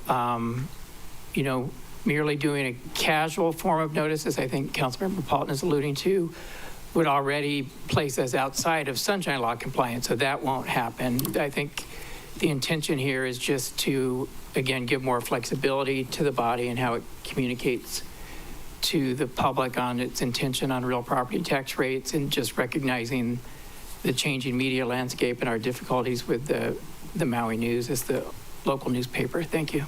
Member Paulton. Sorry, if you could explain it to me like I'm in second grade. I'm not sure what would be our public notice process after we pass this. Is it like posting it on a bulletin? Like what? Now we passed this, I'm supportive. How do we post public notice? Like on an agenda would be the public notice? Chair, if I may. Yes, thank you for the clarification. So the public notice, I believe, would be the agenda itself, and then how that agenda is publicized would be up to the body under the council chair's leadership. So I think the intention is to provide robust public awareness, but it's public notice would be consistent with the meeting agenda. Beyond that, how the word gets out about the agenda, there's flexibility. Thank you. Thank you, I understood that. Thank you. Pretty sharp in the second grade. Vice Chair Sugimura. So I just want to end by saying I miss the Maui News being a daily publication. I mean, God, man, this has created such a difficulty for us in the requirements that we have by law. Thank you. Yeah, everything. Okay. Maui time, yeah. Okay. Pow chit chat. Let's see, where are we now? So we have. Okay, are you ready to vote on this? ASF, yeah. We were kind of voting and then we got stopped, right? Oh. About the public notice, right? Okay. Yeah, clarification. All right, all those in favor of this motion, raise your hand, say aye. Aye. Okay, we're looking at 7 ayes, 2 excused, members Rollins Fernandez and member Johnson. Motion carries. Thank you. And 6, member Kama. Oh, made motion as amendment. Oh, 6. Oh, yeah. 6 ayes, 3 excused, including member Kama. Yeah. Okay. Made motion as amended. Okay. Ready? Yeah. The main motion as amended. Raise your hand, say aye. Aye. 6 ayes, 3 excused, members Rollins, Fernandez, Johnson, and Kama. Motion carries. Ms. Clerk. Thank you, Madam Chair. For referral to the Housing and Land Use Committee is Bill 21, 2025, a bill for an ordinance amending Chapter 19.36B Maui County Code relating to exempting parking in specific boundary area of Lanai City. Members, are there any objections to referring this matter to the HLU Committee? No objections. So ordered, Ms. Clerk. For referral to the Budget, Finance, and Economic Development Committee is Bill 22, 2025, a bill for an ordinance amending the fiscal year 2025 budget for the County of Maui, estimated revenues, and Office of the Mayor Administration Programs grant to Akaku. Any objections to referring this to the Budget and Finance and Economic Development Committee? No objections. So ordered, Ms. Clerk. Chair, before you is Bill 23, 2025, a bill for an ordinance amending the fiscal year 2025 budget for the County of Maui, Office of the Mayor, Economic Development Programs, Grants and Disbursements for Economic Development and Technology, Makua Paia Haiku, Economic Development, Environmental and Cultural Programs. Member Hodgins. Thank you, Chair. Move to pass Bill 23, 2025 on first reading. Second. Moved by Member Hodgins, seconded by Member Sinensi to pass Bill 23, 2025 on first reading. Discussion. Thank you, Chair. This bill adds a $10,000 appropriation for the Kapakalua Roping Club and Youth Rodeo, reducing the appropriation for Makua Paia Haiku Residency Area Cleanup Effort, Security Beautification, Maintenance, Community Outreach, Educational Events, and Economic Development from $25,000 to $15,000. This is a long-standing roping club, members, and they do such great work for our youth. And I would like to give some of our funds, my district funds, to them so they don't have to raise the youth rodeo entrance fees. They need to fix up some of their clubhouse and get hallelujah, as my grandma calls it. So thank you, members. Thank you. Any more discussion? Member Cook. I want to thank Member Hodges. It's my old neighborhood, a lot of my friends and family, and I think that it is a very worthwhile, beneficial thing. The rodeo, upcountry and rodeo is really, really important for our community, and thank you for foundationally helping that go. All right. All those in favor of the motion to pass Bill 23, 2025 on first reading, please raise your hand and say aye. Aye. 6 ayes, 3 excused. Members Rollins, Fernandez, Johnson, and Kama. And so motion carries. Ms. Clerk. Chair, for referral to the Budget, Finance, and Economic Development Committee is Bill 2024, bill for an ordinance amending the fiscal year 2025 budget for the County of Maui, estimated revenues, and Department of Fire and Public Safety Fire Rescue Operations Program. Any objections to referring this matter to the BFED Committee? No. So ordered, Ms. Clerk. Before you is Bill 25, 2025, a bill for an ordinance amending the fiscal year 2025 budget for the County of Maui, Appendix A, Part 1, Department of Police, Department of Transportation, Highway Safety Grants. Vice Chair Sugimura. If there's no objections, may I also ask the clerk to call up Bill 26, 2025?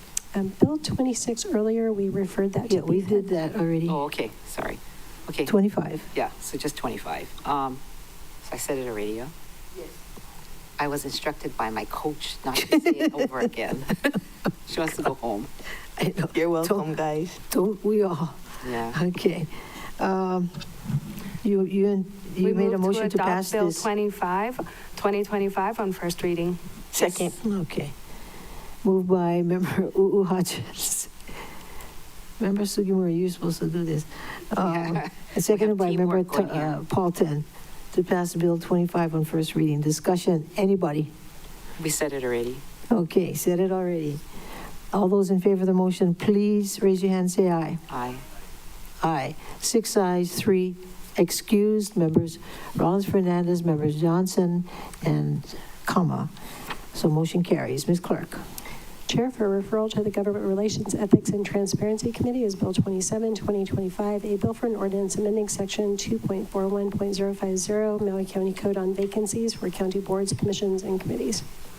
Any objections to referring this matter to the Great Committee? Yes. Yes, okay. I would like to move to pass Bill 27, 2025 on first reading. Second. Moved by Member Hodgins and seconded by Member Paulton to pass Bill number 27 on first reading, right? Yes. Discussion. Thank you, Chair. We've talked about it ad nauseum today. I don't know what more we can add, except I appreciate everyone's hard work. This is really, as we discussed, kind of just situational. I would, at the appropriate time, if nobody else has a discussion, like to move to make an amendment, if nobody else has any discussion. Okay. Go for it. Go, yeah. I move to make an amendment in Section 2, in Section 2.4, 41.50, yep. You will notice some Oh, language 50, yeah. including, yeah, 50.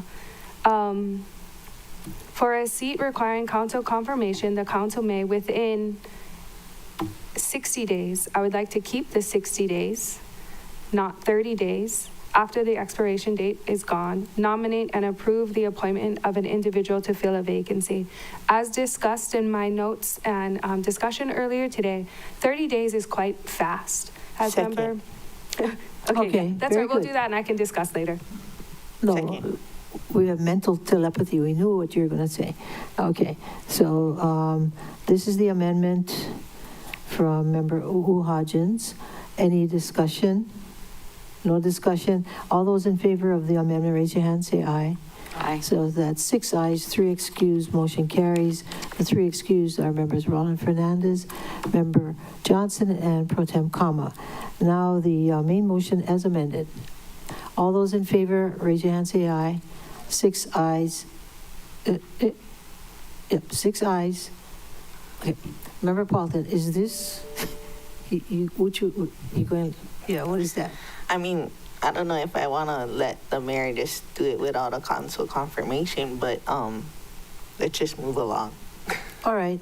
6 ayes, 3 excused, motion carries. The excused are members Rollins Fernandez, Member Johnson, and Pro Tem Kama. All right. Ms. Clerk. Ordinance is second and final reading. Hallelujah. Almost done. Chair, before you is Bill 10 FD1 2025, a bill for an ordinance authorizing the mayor of the County of Maui to enter into an intergovernmental agreement with the State of Hawaii Department of Health Behavioral Health Administration for an emergency response grant. Member Paulton. I move to pass Bill 10 FD1 2025 on second and final reading. Second. Moved by Member Paulton, seconded by Vice Chair Sugimura to pass Bill number 10 on second and final reading. Discussion, Member Paulton. Respectfully ask the members' support of my motion. Okay, any more discussion? If not, all those in favor of the motion, please raise your hand, say aye. Aye. 6 ayes, 3 excused, members Rollins, Fernandez, Johnson, and Pro Tem Kama. Motion carries. Ms. Clerk. Chair, before you is Bill 11 2025, a bill for an ordinance amending the fiscal year 2025 budget for the County of Maui, Appendix A, Part 1, Department of Public Works, United States Department of Agriculture, Natural Resources Conservation Service additional funding. Member Vice Chair Sugimura. Chair, if there's no objections, may I please request the clerk to also call Bill 12, 13, 14, 2025. Any objections? So ordered.